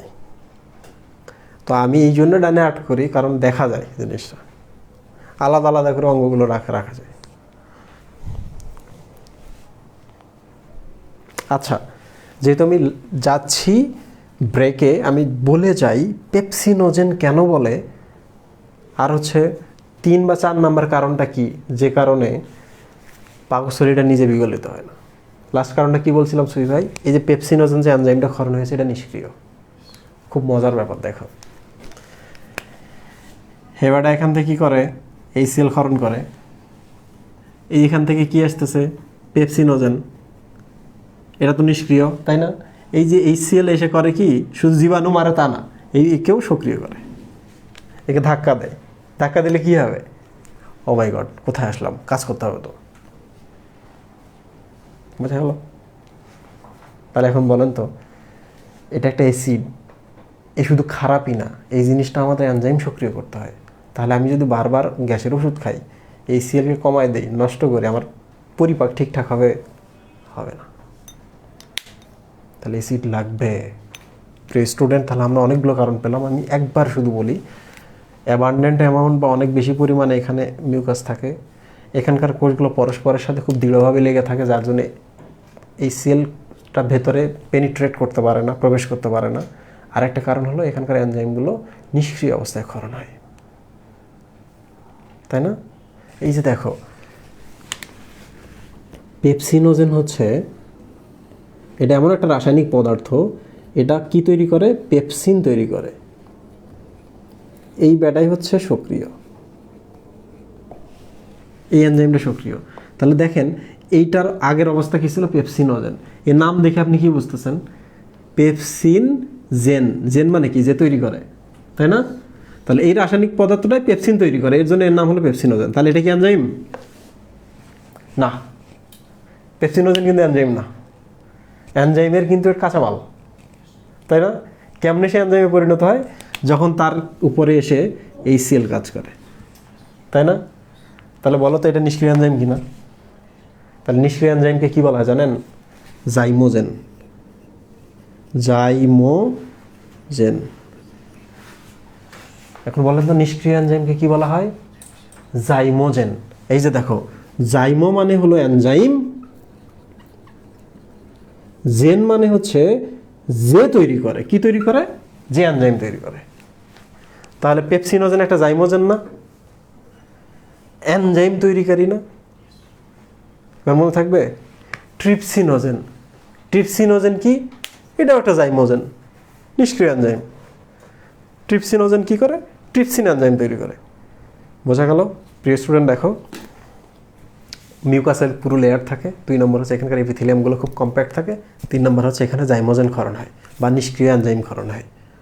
এইগুলো আমাদের পরিপাক নালীটা পাকস্থলীটা কখনো হজম হয়ে যায় না, তাই না? বাট তুমি যদি খুব বেশি পরিমাণ ব্যথার ওষুধ খাও, বইয়ের মধ্যে লেখা আছে NSAID, NSAID, non steroidal anti inflammatory drug. Anti inflammatory drug মানে হচ্ছে পেইন কিলার। নন স্টেরয়েডাল মানে কি? যেগুলো স্টেরয়েড নয়, যেমন ডাইক্লোফেন খাও তোমরা, প্যারাসিটামল খাও খুব বেশি, এগুলো খুব খারাপ। এরা NSAID, এরা তোমার শরীরের ভেতর যাবে, পাকস্থলীতে বসবে, বসে কি করবে? এই জায়গাগুলোতে ক্ষত তৈরি করবে। বোঝা গেল? শুধু যে ওষুধ ক্ষত তৈরি করে তা না, আপনি যদি প্রত্যেক দিন গ্যাসের ওষুধ খান, বছরের পর বছর, মাসের পর মাস, আপনার তো কিডনি যাবেই। শোনেন, পেইন কিলার খেলেও কিডনি নষ্ট হয়, পেইন কিলার খেলেও কিডনি নষ্ট হয়, গ্যাসের ওষুধ খেলে আরও তাড়াতাড়ি নষ্ট হয়। কিছু বুঝলেন? তাহলে আজ থেকে জেনে রাখেন, তোমাদের মা বাবা আছে গ্যাসের ওষুধ যারা খায়, এখনই ডাক্তার দেখাতে বলো। মাসের পর মাস গ্যাসের ওষুধ খাইতেছে। দেখেন, NSAID শুধু ক্ষত তৈরি করে তা না, আপনি যদি দীর্ঘদিন গ্যাসের ওষুধ খান, তাহলে এখানে হেলিকোব্যাক্টর পাইলোরি বলে একটা ব্যাকটেরিয়া আছে। হেলিকোব্যাক্টর পাইলোরি, হেবাটা এসে কি করে? ক্ষত তৈরি করে। ক্ষত তৈরি করলে কি হবে? ঘা হবে, রক্তপাত হবে, শুকাবে না সহজে। এটার নাম আলসার। গ্যাস্ট্রিক আলসারের কারণ কি? NSAID বা পেইন কিলারগুলো, আর একটা কি? Helicobacter pylori. হেলিকোব্যাক্টর পাইলোরি কেন কাজ করতে পারে সুভাই? যদি আমি দীর্ঘদিন গ্যাসের ওষুধ খেতেই থাকি। সো সাবধান। আমি এখন ব্রেকে চলে যাব। ব্রেকের পর এসে আর কি বাকি আছে? এটা নাকি বাকি আছে? সুভাই বলতেছে। প্রিয় স্টুডেন্ট, এখান থেকে তো হরমোনও ক্ষরণ করতে হবে। এই হরমোনগুলো কি করবে? এই কোষগুলোর কাজ করবে। তো এইগুলোর নাম হচ্ছে জি কোষ। জি কোষ মানে হচ্ছে যারা গ্যাস্ট্রিন তৈরি করে। গ্যাস্ট্রিন একটা হরমোন। গ্যাস্ট্রিন এসে কী করে? যে এগুলোর কাজ নিয়ন্ত্রণ করে। তো যাই হোক না কেন, আমি ব্রেকের পর আবার আসতেছি, তখন আবার শুরু হবে। 6 মিনিট।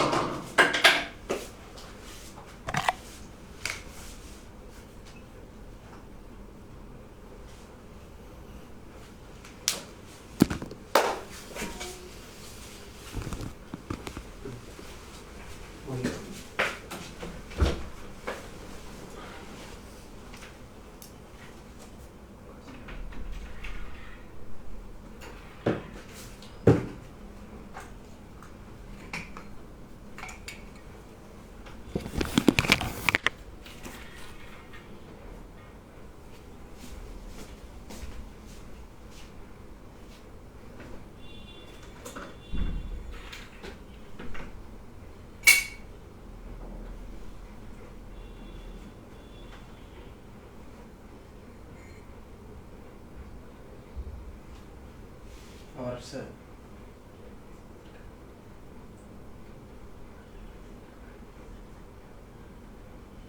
কেটে নিচ্ছে as a process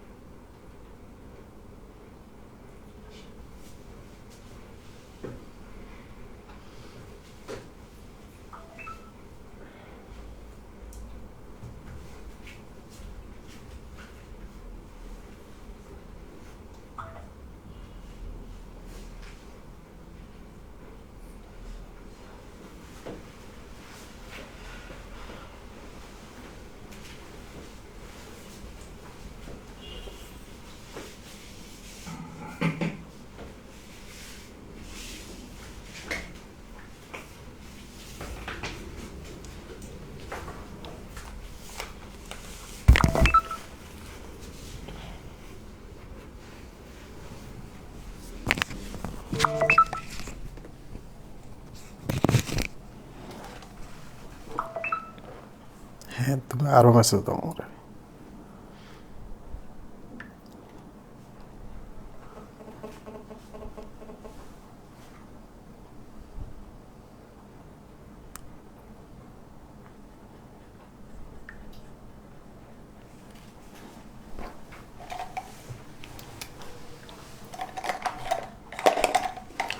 আসসালামু আলাইকুম। 6 মিনিট শেষ হয়েছে। এখন আমরা কিছু টপিক পড়বো, যে টপিকগুলো দেখবা যে এই 6 মিনিটে আমরা যা শিখেছি সেটার সাথে মিলে যায়। ঠিক আছে? তো দেখো, সেম ব্যাপার, তুমি যদি পাকস্থলী থেকে এই যে এই পরিপাক নালীতেও আসো, এখানেও যদি আসো, তাহলে সেম পাকস্থলী যেরকম লেয়ার আছে এটারও সেম লেয়ার আছে। তাহলে আমি ওই ছবিটা আর্ট করবো না, যেটা বড় ছবি আমি আর্ট করেছিলাম, তাই না?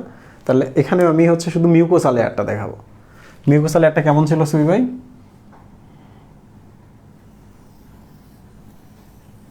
এই তো নাকি, তাই না? তো দেখো প্রিয় স্টুডেন্ট, আমি এবার কোষগুলো আর্ট করি।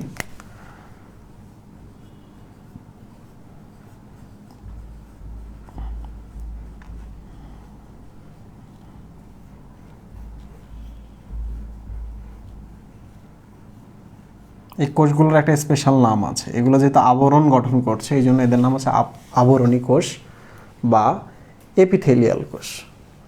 কি কি নাম এগুলার? আবরণী কোষ বা এপিথেলিয়াল সেল, তাই না? এই আবরণী কোষগুলো বিভিন্ন ধরনের হয়। প্রিয় স্টুডেন্ট দেখো, এপি মানে হচ্ছে বাইরে। দেখো এদিকে তো বিভিন্ন লেয়ার আছে, তাহলে একবার বাইরের দিকে এই কোষগুলো আছে কিনা? যদিও থলির ভেতরে, বাট বাইরের দিকে, তাই না? তো দেখো এপি মানে হলো বাইরে, থেলিয়াম মানে হচ্ছে নিপল। তো এগুলো সবগুলো তো দেখো স্তনবৃন্ত বা নিপলের মতোই, তাই না? একটা আমি মিশাই দিলাম, নিপল একটা। তাহলে এপিথেলিয়াম শব্দটা কিভাবে আসছে? বাইরের নিপল বা বাইরের স্তনবৃন্ত, এখান থেকে আসছে। থেলিয়াম বা থেলিয়া শব্দটা হচ্ছে নিপল। প্রিয় স্টুডেন্ট, এখন আমরা দেখতেছি অন্ত্রের বা হচ্ছে ডিওডেনাম, জেজুনাম, ইলিয়াম এগুলার হচ্ছে মিউকোসা লেয়ারটা, তাই না? তো দেখো এগুলো হচ্ছে মিউকোসা কোষ, নিউক্লিয়াস আছে।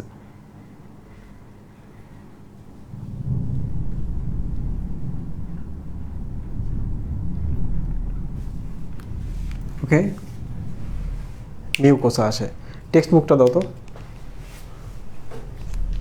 তো আমি এখন তোমাদের বলি কোন কোষের নাম কি। যেমন এগুলো হচ্ছে মিউকাস কোষ, এর ফাঁকে ফাঁকে কিছু কোষ আছে যেগুলোর নাম হলো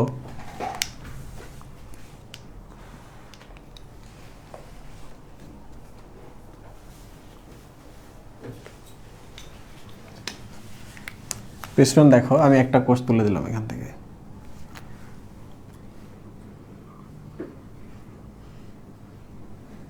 এরকম দিলাম।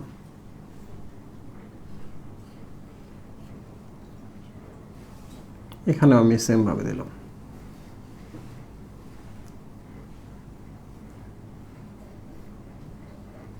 ওকে, তাহলে আমরা কয় ধরনের কোষ পেলাম এখন এই জায়গায়? টোটাল 2 ধরনের কোষ। আমরা 2 ধরনের কোষ পেলাম। একটা হচ্ছে মিউকাস কোষ পেলাম এই কালোগুলো, আর একটা পেলাম হচ্ছে গবলেট কোষ। কি জিনিস আমি একটু পরে দেখাচ্ছি। তাহলে মিউকাস কোষ সম্পর্কে বলার দরকার নেই, আছে নাকি?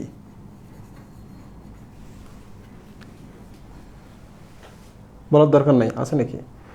তো এই কোষগুলো একটা স্পেশালিটি আছে, সেটা হলো এই কোষগুলা মাথাগুলো এই যে এরকম ভিলায় আছে, এরকম ছোট ছোট, এরকম ছোট ছোট ভিলায় আছে।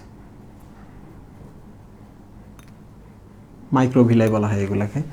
তাহলে মাইক্রোভিলাই থাকার জন্য এই কোষগুলো শোষণ করতে পারে বেশি বেশি। খাদ্যটা যখন এই পাশে যায়, খাদ্যগুলো টুকরো টুকরো হয়ে গেছে কিন্তু পাকস্থলিতে, ডিওডেনামে হচ্ছে, সাথে সাথে করে কি এটা শোষণ করে। শোষণ করে কোথায় নিয়ে যাচ্ছে ভাই? এই শোষণ করলে কি হবে? এখানে তো রক্তনালী আছে কি না? এখান থেকে রক্তনালীতে চলে যায়।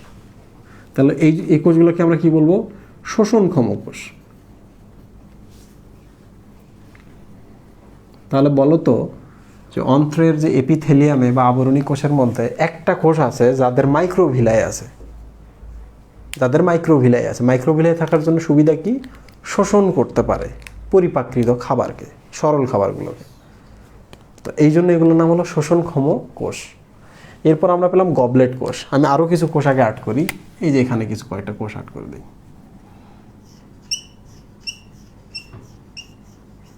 এগুলো কিন্তু হচ্ছে স্পেশাল কোষ। ধরা যাক গবলেট কোষটা নষ্ট হয়ে গেছে, এই গবলেট কোষে রূপান্তর হচ্ছে। অন্য কোষ নষ্ট হয়ে গেছে, সে এইটাতে রূপান্তর হচ্ছে। তাহলে এগুলো হচ্ছে স্টেম কোষ। কি কোষ? স্টেম কোষ। এগুলো আরেক নাম হলো ব্রুনার্স কোষ।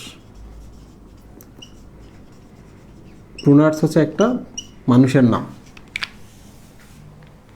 ওকে, এটা নিয়ে আমি আপাতত আর কিছু বলছি না। আর কিছু কোষ থাকে ক্রিপ্টস অফ লিভারকুহন।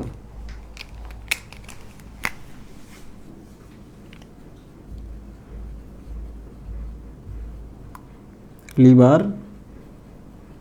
ক্রিপ্টস অফ লিভারকুহন, এটা একটা নাম, ওটা একজনের নাম। ক্রিপ্টস মানে কি? ক্রিপ্টস মানে হচ্ছে গোপন থাকা। ওই যে তোমরা যখন ম্যালেরিয়া পড়ছ, ম্যালেরিয়া পরজীবী, ওখানে ক্রিপ্টোজয়েড বলে একটা কথা আছে। তাহলে ওই ক্রিপ্টো মানে কি?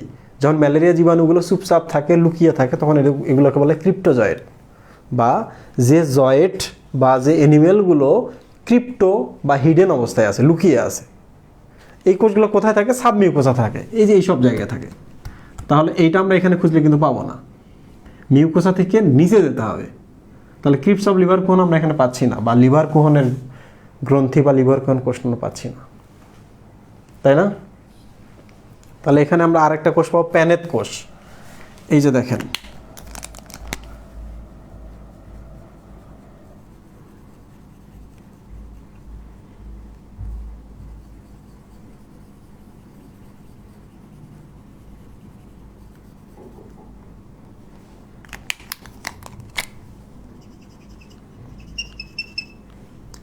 এগুলোর নাম হচ্ছে প্যানেথ কোষ।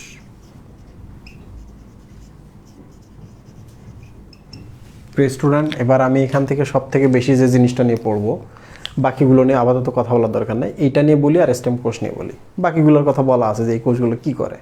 যেমন প্যানেথ কোষের কাজ কি, এখানে যদি কোনো খারাপ জিনিস জীবাণু টিবাণু আসে, প্যানেথ কোষে লাইসোজাইম ক্ষরণ করে বা প্রতিরক্ষামূলক কিছু একটা ক্ষরণ করে। লাইসোজাইম মানে হচ্ছে এক ধরনের এনজাইম যারা লাইসিস করে, জীবাণু বা খারাপ জিনিসকে মেরে ফেলে। তাহলে প্যানেথ কোষ নিয়ে আপাতত বলার দরকার নেই। এইটা পড়ি আর স্টেম কোষ, সরি এইটা পড়ি আর হচ্ছে এই যে এই কোষগুলা, এই কোষগুলা গবলেট কোষ। ওকে,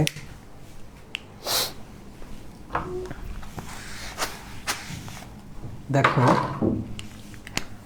শোষণক্ষম কোষগুলো, একটা আমি কোষের ছবি অ্যাড করেছি ভাই।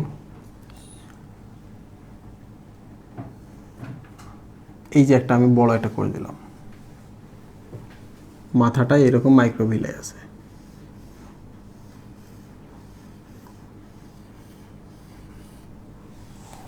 তাহলে আপনি একটা জিনিস দেখেন না, এই কোষটা যখন স্রেফ এরকম কোষ ছিল, স্বাভাবিকভাবে কোনো একটা খাবার যদি এখানে পরিপাক যায় পাশ দিয়ে, তাহলে সে এই একটুকু থেকে একটুকুর মধ্যে, এই অঞ্চলটার মধ্যে সে শোষণ হয়ে যেতে পারবে, তাই না? খাবারটা এই পাশে যাচ্ছে, তাহলে যদি মাইক্রোভিলিয়া না থাকতো তাহলে খাবারটা শুধু এই যে এখান থেকে এই জায়গাটার মধ্যে শোষণ হয়ে যেতে পারতো। কিন্তু তা না, এই কোষগুলো করে কি, শোষণ তলটা বাড়ায়, মানে আমার জায়গাটা আমাকে বাড়াইতে হবে। আমি যেমনি এসেছি তেমনি থাকি, আমি মাইক্রোভিলাই তৈরি করি, করে এটার ভেতর দিয়ে ওখানে আর অনেক বড় একটা জায়গা করি। কেমনে দেখো, এখান থেকে এই জায়গাটা দৈর্ঘ্য দেখো, সেম কোষটা যদি এটা হয়, এখন দেখো এই পাশে খাবারটা ঢুকতে পারে, এখানে এই পাশ দিয়ে ঢুকতে পারে, এই পাশ দিয়ে, মানে পুরো দেখো এগুলোতে ঢুকতে পারে, দেখছো এই পাশে ঢুকতে পারে, এটাতেও ঢুকতে পারে, এই পাশটাও ঢুকতে পারে, এই পাশে যেতে পারে, এই পাশে, এই পাশে, এই পাশেও, এই পাশে। তাহলে দেখেন না, এখান থেকে এই জায়গাটা এখানে আটটুকু, বাট যখন মাইক্রোভিলাইগুলো তৈরি করলাম তখন তলটা বা জায়গাটা, স্পেসটা বাড়লো না শোষণের জন্য। এই যে দেখো আমার হাতটা, আমার হাতটা কেমন, এখান থেকে এই জায়গা, এই যে এটা আমার হাত। তাহলে এই যে এখান থেকে এই জায়গার মধ্যে একটা জায়গা আছে, এইটা দিয়ে শুধুমাত্র খাবার ঢুকতে পারবে। বাট যদি আমি এক কাজ করি, এরকম করি,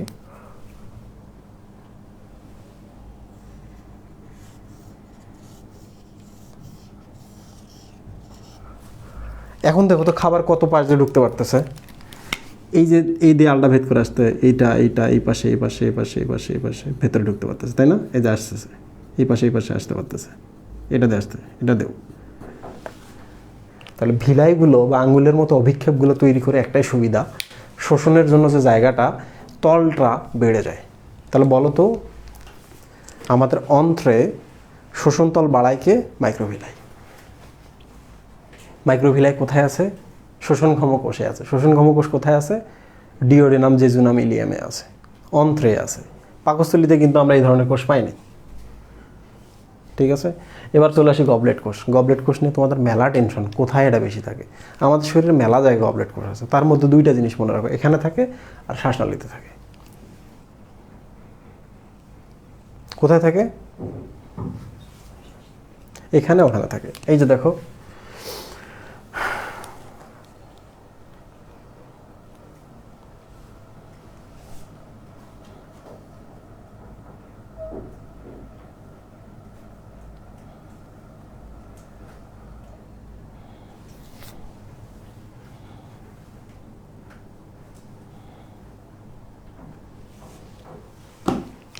প্রিয় স্টুডেন্ট, কেন এটাকে আসলে গবলেট বলা হয়?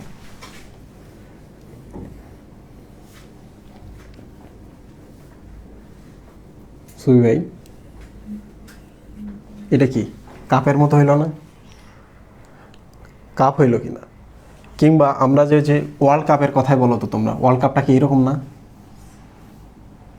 এরকম না? ফুটবল ওয়ার্ল্ড কাপটা এরকম কি না? দেখো তো এর সাথে কি এর মিল পাওয়া যায় কিনা শেপে? যেহেতু শেপে মিল পাওয়া যাচ্ছে, তাহলে আমরা বলতে পারি এটার নাম কাপ কোষ। কি কোষ? কাপ কোষ। তাহলে বলো তো গবলেট শব্দের অর্থ কি? কাপ। কি কাপ? প্রাইজ গিভিং সেরিমনিতে যে কাপ দেওয়া হয় এই কাপটা। ঠিক আছে, গবলেট কোষের কাজ কি? আচ্ছা, তখন আমি কিন্তু ভিলাই এই কোষগুলো নিয়ে কিন্তু আমি বলেছিলাম যে মিউকাস ক্ষরণ করে, ওটা ভুলে যাও। মিউকাস ক্ষরণ করলে কিন্তু শোষণ করা টাফ, সম্ভব না। এই গবলেট কোষগুলোই আসলে হচ্ছে মিউকাস ক্ষরণ করে। এই যে মিউকাস ক্ষরণ করছে, দেখতেছো? এই যে ভেতর থেকে এই যে বাইরে আসতেছে, ভেতরে তৈরি হচ্ছে, হয়ে যে বাইরে চলে আসতেছে। তাহলে হবে কি? পুরোটা মিউকাস জমা থাকবে। তাহলে এই যেগুলো পিচ্ছিল হবে কি না? তাহলে বলেন তো আপনি আমাকে, মিউকাস ক্ষরণ হয়ে যদি এই লেয়ারটা পিচ্ছিল হয়ে থাকে, তাহলে খাবারটা খুব সহজে পাস করতে পারবে কিনা? সুবিধা কিনা? রাস্তা পিচ্ছিল না হলে আপনি যেতে পারবেন নাকি? খাবার আটকে থাকবে। বুঝতে পেরেছো তোমরা? স্টেম কোষ সম্পর্কে বলেছি, প্যানেট কোষ সম্পর্কে বলেছি, আপাতত আর এখান থেকে জানতে হবে না। ক্রিপস অফ লিভার কোন সম্পর্কে আমি বলেছি। প্রিয় স্টুডেন্ট, অন্ত্রে কী কী গ্রন্থি আছে এটাও তোমাদের জানতে হবে। আর একটা জিনিস, এখানে কিছু আরও কোষ থাকে যে কোষগুলোকে বলা হয় এন্টারো এন্ডোক্রাইন কোষ। কি কোষ?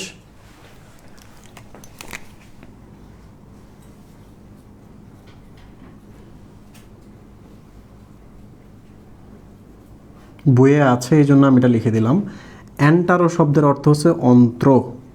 হোয়াট ইজ অন্ত্র? পরিপাকনালী, তাই না? অন্ত্র মানে হচ্ছে পরিপাকনালী, ইন্টেস্টাইন। তাহলে ইন্টেস্টাইন থেকে এন্টারো শব্দটা আসে। যেমন ডিওডেনাম, ইলিয়াম, জেজুনাম, কিংবা কোলন, সিগময়েড কোলন, অমুক টমুক কোলন, সিকাম, এগুলা এরা হচ্ছে অন্ত্র। কোনোটা বৃহৎ অন্ত্র, কোনোটা ক্ষুদ্র অন্ত্র। তাহলে এন্টারো এন্ডোক্রাইন শব্দের অর্থ হচ্ছে যেসব গ্রন্থি হরমোন উৎপন্ন করে। তাহলে বলো তো, এখানেও হরমোন উৎপন্নকারী কোষ থাকবে। ওই যে ওখানে যেমন ছিল হরমোন উৎপন্নকারী জি কোষ, তাহলে এখানেও হরমোন ক্ষরণের জন্য এই যে এন্টারো এন্ডোক্রাইন কোষ আছে, মানে অন্ত্রের হরমোন নিঃসরণকারী কোষ। বুঝতে পেরেছো? তো এখানে আরেকটা কথা বলে রাখি, এই যে এরা যে রাসায়নিক পদার্থগুলো ক্ষরণ করছে বা তরল পদার্থগুলো ক্ষরণ করছে, এগুলোকে বলা হচ্ছে অন্ত্রের রস, জুস। এটা একটা নাম হচ্ছে সাক্কাস ইন্টারিকাস।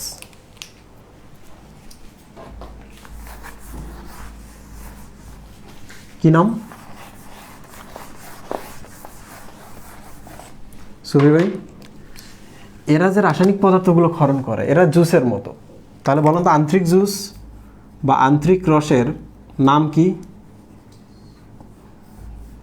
সাক্কাস ইন্টেরিকাস। এই যে দেখো, আমি তখন বলেছি এন্টারো মানে অন্ত্র, তাহলে এন্টেরিকাস মানে কি? অন্ত্র।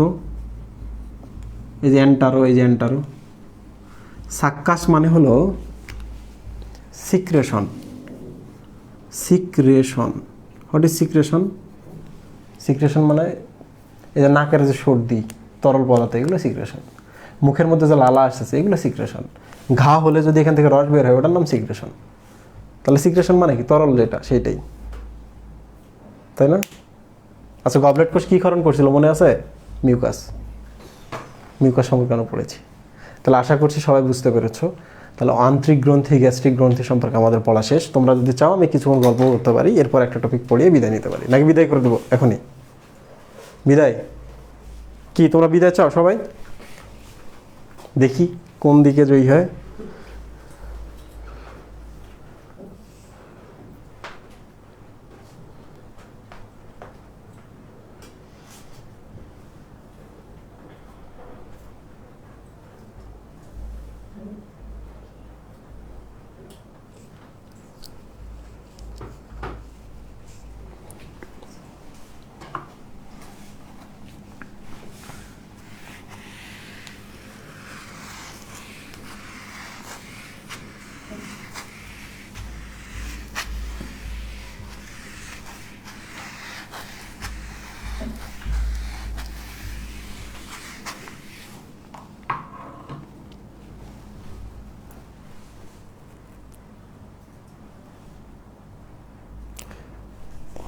কাউন্ট কর।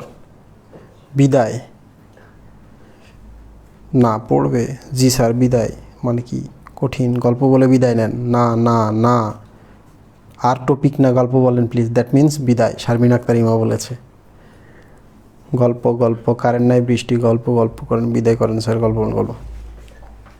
যত বিদায় বলবো তত তোমাদের হচ্ছে দেরি হবে। তো আমি গল্প বলার আগে একটা ট্রিক এটা শেখাই দিই, এইটা তো চাও নাকি, চান নাকি একটা ট্রিক শিখতে চান কি না, যেটা পরে গিয়ে পড়তে হবে, তাহলে হোয়াই নট আজকে গল্প বলতেছি এটা নিয়ে।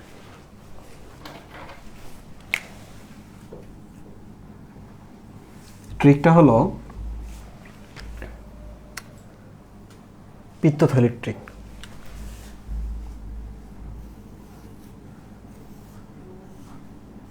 স্টুডেন্ট, এটা হলো ডিওডেনাম, তাই না? খাবার এখানে পরিপাক হয়, মুখে পরিপাক হয়, আর এই যে ডিওডেনামে মোটামুটি পরিপাক হয়, তারপরে খাবারের পরিপাক শেষ। ডিওডিনাম, জেজুনাম, ওখানেও কিছু পরিপাক হয়, যদিও পুরোটাতে পরিপাক চলে অল্প অল্প করে, বাট মোটামুটি পরিপাক কিন্তু ডিওডিনামে শেষ হয়ে যায়। তো তাহলে আমাদের ডিওডিনামে পরিপাকের জন্য শুধু পাকস্থলীর রস দিয়েই হয় না, মুখের লালা রস দিয়েই হয় না, আমাদের আরও লাগে কি, এই যে অগ্নাশয়ের রস লাগে, আমাদের আরও কি লাগে,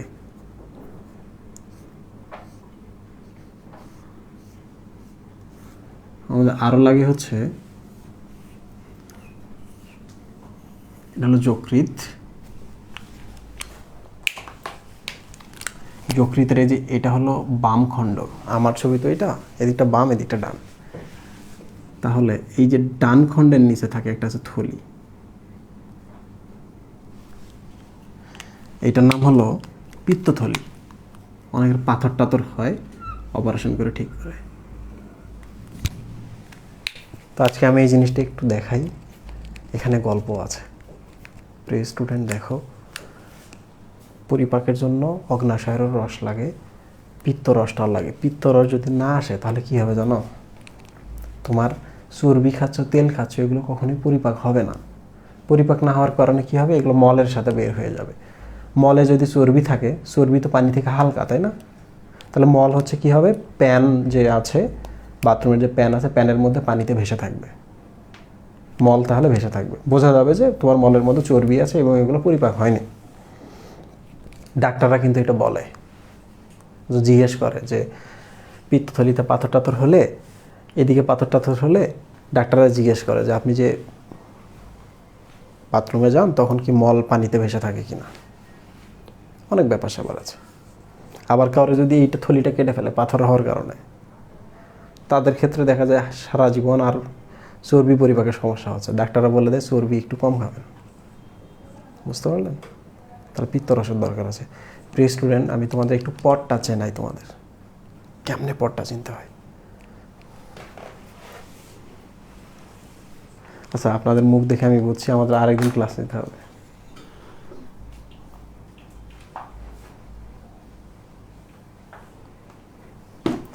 আচ্ছা, আমি একটা কাজ করি, আমি শুধু লিখে দিই টান দিয়ে দিয়ে, তোমরা এটা মুখস্থ করে তোমরা একটু দেখবা, পরের দিনের জন্য আমার 2 মিনিটে হয়ে যায়, ঠিক আছে? তাহলে গল্প বলে আমি শেষ করে দিই, টান দিয়ে টান দিয়ে দেখাই কোনটা কি, বেশি কথা বলবো না। এটা বাম যকৃৎ, এটা ডান যকৃৎ, তাই না? বাম ডান যকৃৎ বা হেপাটিক কথাটা একই। তাহলে বলেন তো, বাম যকৃৎ থেকে যে নালী আসে তার নাম কি? বাম যকৃৎ নালী, তাই না? ডানটা থেকে যেটা আসছে সেটার নাম হচ্ছে ডান যকৃৎ নালী। এই যে এটা হলো ডান, ডান যকৃৎ নালী। তো ইংলিশ যদি আমরা করি, এটার নাম কি হবে? লেফট হেপাটিক নালী, মানে হলো ডাক্ট। তাহলে এটার নাম কি? Right hepatic duct. শেষ। আচ্ছা বলো তো, এই নালীটা আর এই নালীটা সেই যে এখানে কমন হয়েছে কিনা, একসাথে মিলে গেছে কিনা, অভিন্ন হয়েছে কিনা? তাহলে এই জায়গাটার নাম কিছু ভাই অভিন্ন। দুইটা যকৃৎ নালী এসে এখানে অভিন্ন হয়ে গেছে, একসাথে হয়ে গেছে, তাহলে আমরা এটাকে বলবো অভিন্ন যকৃৎ নালী, তাই না? তাহলে এটার ইংলিশ কি হবে?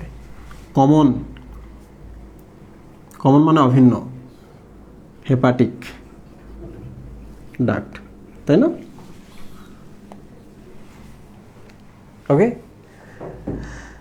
এবার চলে আসি আমরা এই যে এটার থলি না, থলি মানে কি সিস্ট, সিস্ট মানে থলি। এই যে আমাদের এখানে থলি হয় না, ভেতরে চর্বি জমে, আমরা বলি টিউমার, এটার নাম হলো সিস্ট।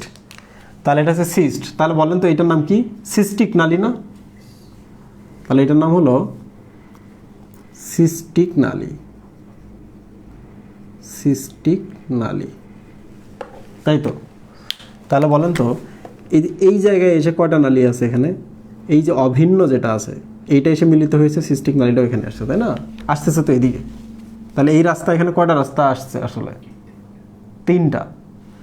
তাহলে এখন সিস্টিক নালী এবং অভিন্ন যকৃৎ নালী সবগুলোকে আমরা একসাথে করে দেবো। এই জায়গাটার নাম হবে, এই যে এখান থেকে শুরু করে এই পর্যন্ত পুরো একটা রাস্তাটার নাম হলো অভিন্ন। অভিন্ন মানে কি? অনেকগুলো রাস্তা একসাথে এসে কমন হয়ে গেছে, অভিন্ন পিত্তনালী। কারণ কি? এই সিস্ট বা থলি থেকে পিত্ত আসে এদিকে, এগুলোতেও আসলে পিত্ত আসে। তাহলে সব রাস্তা একসাথে হয়ে গেছে এখানে, এই রাস্তাটা। তাহলে এটার নাম হলো অভিন্ন, সবাই মিলে গেছে। 1 2 নম্বর হচ্ছে এটাতে পিত্ত আসতেছে, এই জন্য অভিন্ন পিত্তনালী। ঠিক আছে? ইংলিশ কি? কমন বাইল ডাক্ট। বাইল মানে হচ্ছে পিত্ত। প্রিয় স্টুডেন্ট, এবার চলে আসি আমরা এই জায়গায় যকৃতে। এই যে যকৃত থেকে যে নালীগুলো বের হচ্ছে না, এই নালীগুলোর নাম হচ্ছে অগ্নাশয়। সুবি ভাই ধরে বলছে, এটার নাম হলো উইরসাং নালী।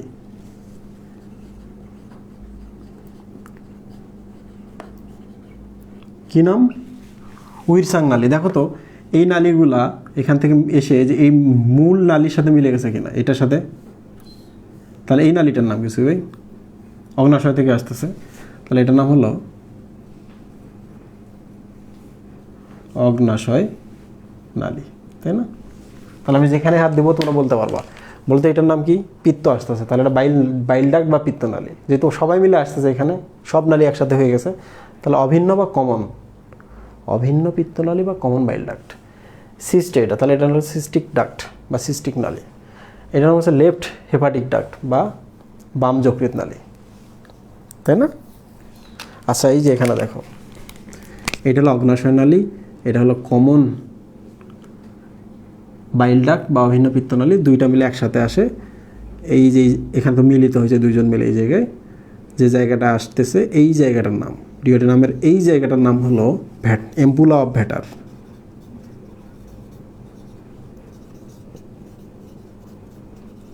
বাংলায় বলা ভ্যাটারের এম্পুলা। পরের দিন আমি বলবো কেমনে।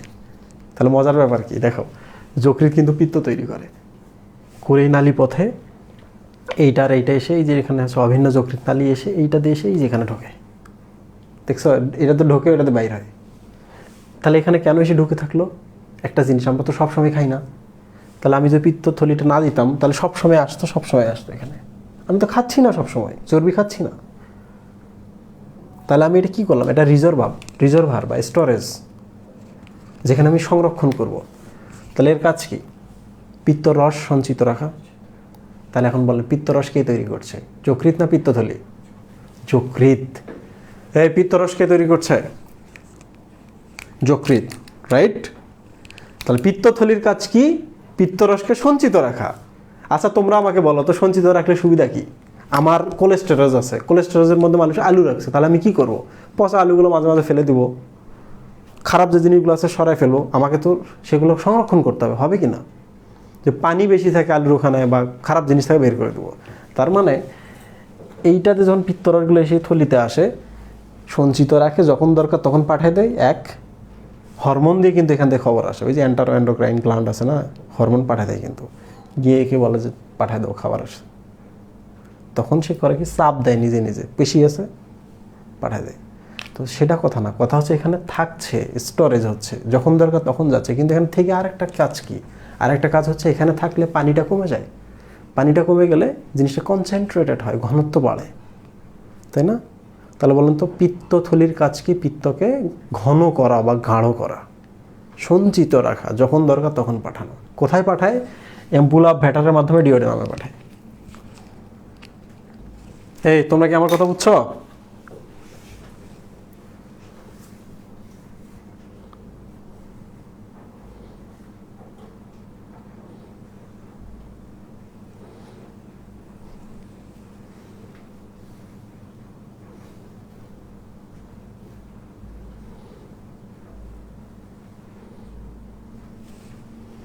সুই ভাই কোন গল্পটা করা যেতে পারে বলেন তো? ম্যাচ লাইফের খুব মজার একটা গল্প বলেন, বলেন। সরি, শোনো, যখন আমি পীরগঞ্জে ছিলাম ইন্টারমিডিয়েটে, আমি তো বলছিলাম তোমাদের যে আমার জীবনে অনেকগুলো স্বপ্ন ছিল ছোটোবেলায় বাড়িতে, যেগুলো আমি পাই নাই। এক নম্বরে কারেন্ট পাই নাই, বড় হলে আমি একদিন কারেন্ট নেব, বাড়িতে সবসময় জেনারেটর লাগবো, আর শত শত লাইট সবসময় জ্বলবে, আলো যেন থাকে, কারণ অন্ধকার আমি ভয় পাই। এই ভয়টা কিন্তু এখনও আমার আছে। লাশ দেখলে ভয় পাই না, মৃত মানুষ দেখলে ভয় পাই না, হসপিটালের অন্ধকার, হসপিটালের মর্গে আমার কোনো ভয় নাই, বাট অন্ধকার রাস্তায় হাঁটতে আমার ভয় লাগে। বুঝতে পারছেন? এটা কিন্তু আছে ছোটোবেলা থেকে, কারণ আমি অন্ধকার ভয় পেতাম। আমার বাড়ির সাথে আমার চাচার বাড়ি, তাদের বাড়িতে কারেন্ট, তাদের বাড়িতে টিভি, আমার বাড়িতে কারেন্টও নেই, টিভিও নেই। তো এখন টিভি দেখার প্রতি কিন্তু আমার একটা নেশা তৈরি হয়েছে। ও মাই গড, টিভি জিনিসটা তো অন্যরকম। পীরগঞ্জে গেলাম, সুফি ভাইয়ের রুমে আমি রুমমেট হিসেবে উঠছি, আমার আরও এক ফ্রেন্ড আছে, সেও আছে। তো আমরা একদিন হাঁটতে হাঁটতে হুট করে বাজার করতে গেছি, গিয়ে দেখি বাজারের মধ্যে একটা সমিতি আছে, সমিতির একটা টিনের ঘর আছে, ওইটার মধ্যে একটা টিভি আছে। টিভিটা সবসময় অন করা থাকে, দরজাটা খোলা থাকে। আমরা তো পুরো স্বর্ণ পেয়ে গেছি, কারণ টিভিতে তখন স্টার মুভিজে তখন মুভি দিত, তো হলিউডে মুভি দেখতে খুব ভালো লাগতো। তো আমরা করতাম কি, সকালবেলা যাইতাম ওখানে গিয়ে বসতাম, বসে সন্ধ্যা পর্যন্ত, রাত 11টা 12টা যখন বাজার শেষ হয় তখন পর্যন্ত মুভি দেখি দুই ফ্রেন্ড মিলে, এইরকম নেশা। তো একদিন করলো কি, আমরা যেহেতু বসি, আমরা আমাদের মতো চ্যানেল চেঞ্জ করি, বাজার কমিটির লোকজন একসাথে কথা বলার পর করলো কি, রুমটাতে তালা দিয়ে দিল, আমরা যেন না ঢুকতে পারি। আমরা পরদিন গেছি বাজারে, নাই চাবি। কই চাবি? তো আছে হচ্ছে খেদমতপুর। আমরা রওনা দিলাম দুজন মিলে, মানে পীরগঞ্জ থেকে অনেক দূরে আর কি, তাই না? কত কিলোমিটার সুই ভাই? 5-6 কিলোমিটার। দুজন হেঁটে রওনা দিলাম খেদমতপুর, চাবি আনতে যেতে হবে, টিভি দেখতে হবে, স্টার মুভিজে মুভি দিছে। তো ওখানে গিয়ে চাবি পাইলাম না, ঘুরে চলে আসলাম। ঘুরে চলে আসার পর দেখা গেল চাবি হচ্ছে ওই যার দোকানে আমরা রেগুলার বাজার করি তার কাছে চাবি থাকে। সেদিন আমাদের চাবি দিল, ওকে। পরের দিন করলো কি, টেলিভিশনটায় পুরো সরাই ফেললো, আমাদের টিভি দেখতে দিবে না। আমাদের তো আর মান সম্মান বলে কিছু নাই, টেলিভিশন সরাইছে কি, গিয়ে আমরা বসে থাকি, এরকম করে বসে থাকি। টিভি আসবে একদিন, সেদিন দেখবো, কেউ তো টেলিভিশন দেখতে দেয় না, কি করব। এরপর আমরা একদিন, সুফি ভাই হচ্ছে চাঁদপুর বাসা, তো পীরগঞ্জ থেকে চাঁদপুরে তো এই ঢাকা দিয়ে আসতে হয়। তো সুফি ভাই যে শ্যামলী কাউন্টার, পীরগঞ্জ শ্যামলী কাউন্টার, যাদের চেনার কথা তারা জানো, দীপক না কি নাম ওনার নাম, দীপক, উনি এখনও আছে কিন্তু। তো শ্যামলী কাউন্টারে গিয়ে দেখলাম এখানে একটা টেলিভিশন পেয়ে গেছি, আবার স্বর্ণখনি পেয়ে গেছি। আমরা পরদিন থেকে কী করলাম, সকালে গিয়ে বসি শ্যামলী কাউন্টারে, লাস্ট বাজায় রাত 12টা 12:30টার দিকে, তখন পর্যন্ত আমরা মুভি দেখি। তো শ্যামলী কাউন্টারের মানুষ আর আমাদের তো চিন্তা ভাবনা এক না, আমরা দেখি হলিউডি মুভি, আর ওনারা কি দেখে, বাংলা মুভি দেখে, ডান্স হইতেছে এবং তোমাকে এইসব মুভি দেখে। তো উনি প্রথম দিন করলো কি, চ্যানেলটা এই যেটা ঘুরায় না, যেটা দিয়ে মট করে টান দিয়ে খুলে নিয়ে চলে গেছে। সকালবেলা এসে দেখি কী ব্যাপার, খেলা চলতেছে, চ্যানেল খোলা, কাহিনী কি, আমরা হাত দেওয়া অনেক চেষ্টা করছি, ঘুরাইতে পারি না, আমরা বসে আছি। পরের দিন গেছি, গিয়ে আমরা তার হাত পা ধরছি, প্লিজ দেন, দিছে বাধ্য হয়ে। দেওয়ার পর পরের দিন করছে কি, তার হচ্ছে কারেন্টের লাইনটা বন্ধ করছে, কাউন্টারে কারেন্টের লাইনটা বন্ধ করছে, টেলিভিশন দেখতে দিবে না। তো আমরা দুজন বাইরে এসে দেখি কারেন্টের লাইন বন্ধ, আমরা তো তারটা ওনাকে বলতেছি যে আমরা ঠিক করে দেবো, কোনো সমস্যা নেই, আমরা জানি কেমনে ঠিক করতে হয়। বলছে শুধু এখানে না, পুরো কাউন্টার যতগুলো আছে এখানে সবগুলোতে কারেন্ট বন্ধ। তো আমরা বাইরে হলাম, হয়ে দেখি সত্যি, মানে আমাদের টেলিভিশন দেখতে দিবে না, এই জন্য পুরো এলাকার কারেন্ট বন্ধ করে রাখছে। ট্রাস্ট মি, একটাও মিথ্যা কথা না, সুফি ভাই সামনে আছে, সুফি ভাই জানে। এইরকম ভয়ানক নেশা ছিল আমাদের। এরপর গেলাম আমরা মেডিকেল কোচিং করার জন্য রংপুরে গেছি। তো আমরা একটা ম্যাচে থাকি অনেক দূরে, 7-8 কিলোমিটার দূরে। এখান থেকে আমরা করি কি, হেঁটে রংপুরে যাই, গিয়ে ক্লাস করে আসি। তো একদিন ক্লাস করার পর তো আমি ভয় পেয়ে কান্নাকাটি করে চলে আসি। তো ম্যাচে কিছুদিন আসি, তো কী করি, ম্যাচের মধ্যে টেলিভিশন আছে, এই যে আবার ম্যাচের পোলাপানরা বেশিরভাগই খেলা দেখে, খেলার চ্যানেল কেউ চেঞ্জ করার সাহস পায় না, মুভি চ্যানেল হলে খেলা দিয়ে দেয়। আমরা তো দেখবো মুভি, কিসের খেলা দেখে? আমরা ওয়েট করে চুপচাপ এরকম করে বসে থাকি, কখন খেলা শেষ হবে, কখন সবাই উঠে যাবে।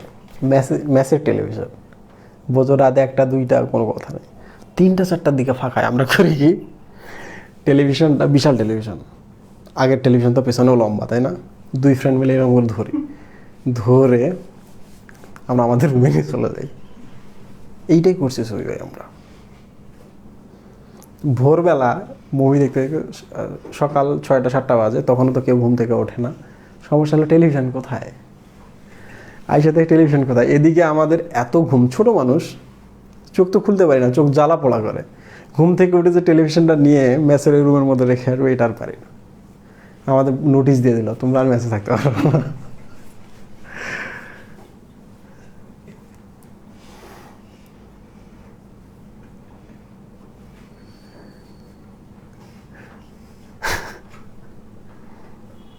তো আমি আমার টেলিভিশন দেখার যে ক্ষতটা ছিল এইভাবে নিবারণ করছি। মাশাআল্লাহ এখন আমার অনেকগুলো টেলিভিশন। এই যে ছোট্ট যে রুমটা দেখা যাচ্ছে, এখানে 1টা 2টা 3টা 4টা 5টা 6টা, 3টা ল্যাপটপ, 3টা ডেস্কটপ, বড় একটা টেলিভিশন, আমার রুমে একটা আইম্যাক, আমার নিজের ল্যাপটপ, আমার ফোন অনেকগুলো, 5-7টা ফোন। টেলিভিশনের অভাব নাই, অথচ আমাদের টেলিভিশন ওই স্টার মুভিজের লাইন কিন্তু নেই। আমাদের বাসায় কিন্তু টেলিভিশন চলে, টেলিভিশনের লাইন নেই কিন্তু আমাদের বাসায়। মানে যা নেশা হয়েছিল তখন, যা অতীত হয়েছে অতীত, যেটা পাই নাই সেটা পাই নাই, শেষ। তো যারা ছোটোবেলা থেকে কারেন্ট পাও, যারা ছোটোবেলা থেকে টেলিভিশন, পিসি, ল্যাপটপ, ফোন পাও, যারা ছোটোবেলা থেকে প্রাইভেট পড়ার জন্য টাকা পাও, যাদের টাকার জন্য চিন্তা করতে হয় না, বাপ মা জিজ্ঞেস করে টাকা লাগবে কিনা, এই যে যাদের বাবা মা তোমার সাথে জেগে আছে ক্লাসের ব্যাপারে, তোমরা প্রিভিলেজড। এইরকম সুযোগ যদি আমি পাইতাম, হয়তো বা বকে যাইতাম, কিংবা আমি আরও অনেক ভালো হইতাম। সম্ভাবনা দুটোই ছিল। শুকরিয়া করো তোমার সৃষ্টিকর্তার প্রতি যে তুমি জন্মানোর সাথে সাথে এগুলো বাই ডিফল্ট পেয়ে গেছো, একটাও তোমাকে অর্জন করতে হয় নাই। আমি যখন ইন্টারমিডিয়েট শেষ করছি, করে মেডিকেলে চান্স পাইছি, ওই যে ফার্স্ট মান্থে টাকা নিয়েছিলাম, আব্বা জমি বিক্রি করে কঙ্কাল বই কিনে দিছিল, এরপর থেকে আজ পর্যন্ত একটা টাকাও দেয়নি। পুরো মেডিকেল লাইফ আজ পর্যন্ত আমি টাকা দিই। সো তার আগের তো অবস্থা আরও খারাপ ছিল, বাট চেষ্টা করতো দিতে। তো আমার মনে হয় যে তোমরা যারা আছো, যারা টাকা পাও মাস শেষে, তাদের আসলে শুকরিয়া করা উচিত। যতগুলো টাকা দিচ্ছে বাবা মা, তারাও কিন্তু কষ্ট করে ইনকাম করছে, তাদের নিজেদেরও কষ্ট আছে আমার মতো। ছোটোবেলা থেকে পায় নাই, অর্জন করতেছে, তোমাদের দিয়ে দিচ্ছে, এই অভাবটা বোধ করতে দিচ্ছে না। তো একটু গ্রেটফুল থাকো তাদের জন্য। ক্লাসের সময় ক্লাস করো, পরীক্ষার সময় পরীক্ষা দাও। এখন যদি পড়াশোনা করো, পরে অনেক ভালো করতে পারবা। শুধুমাত্র যাদের পড়ালেখার যোগ্যতা আছে, পড়ালেখা যারা করে, ভবিষ্যতে তারা অনেক টাকা ইনকাম করে। আমার মতো হয়ে, কিংবা ডাক্তারি করে, কিংবা বিজনেস করে, একটা জিনিস সবসময় থাকতে হবে, এই সময় ভালো করে পড়ালেখা করতে হবে। এই সময় যে বেসিকটা গড়বা, এটা দিয়েই তুমি বিজনেস করবা। আল্লাহ হাফিজ।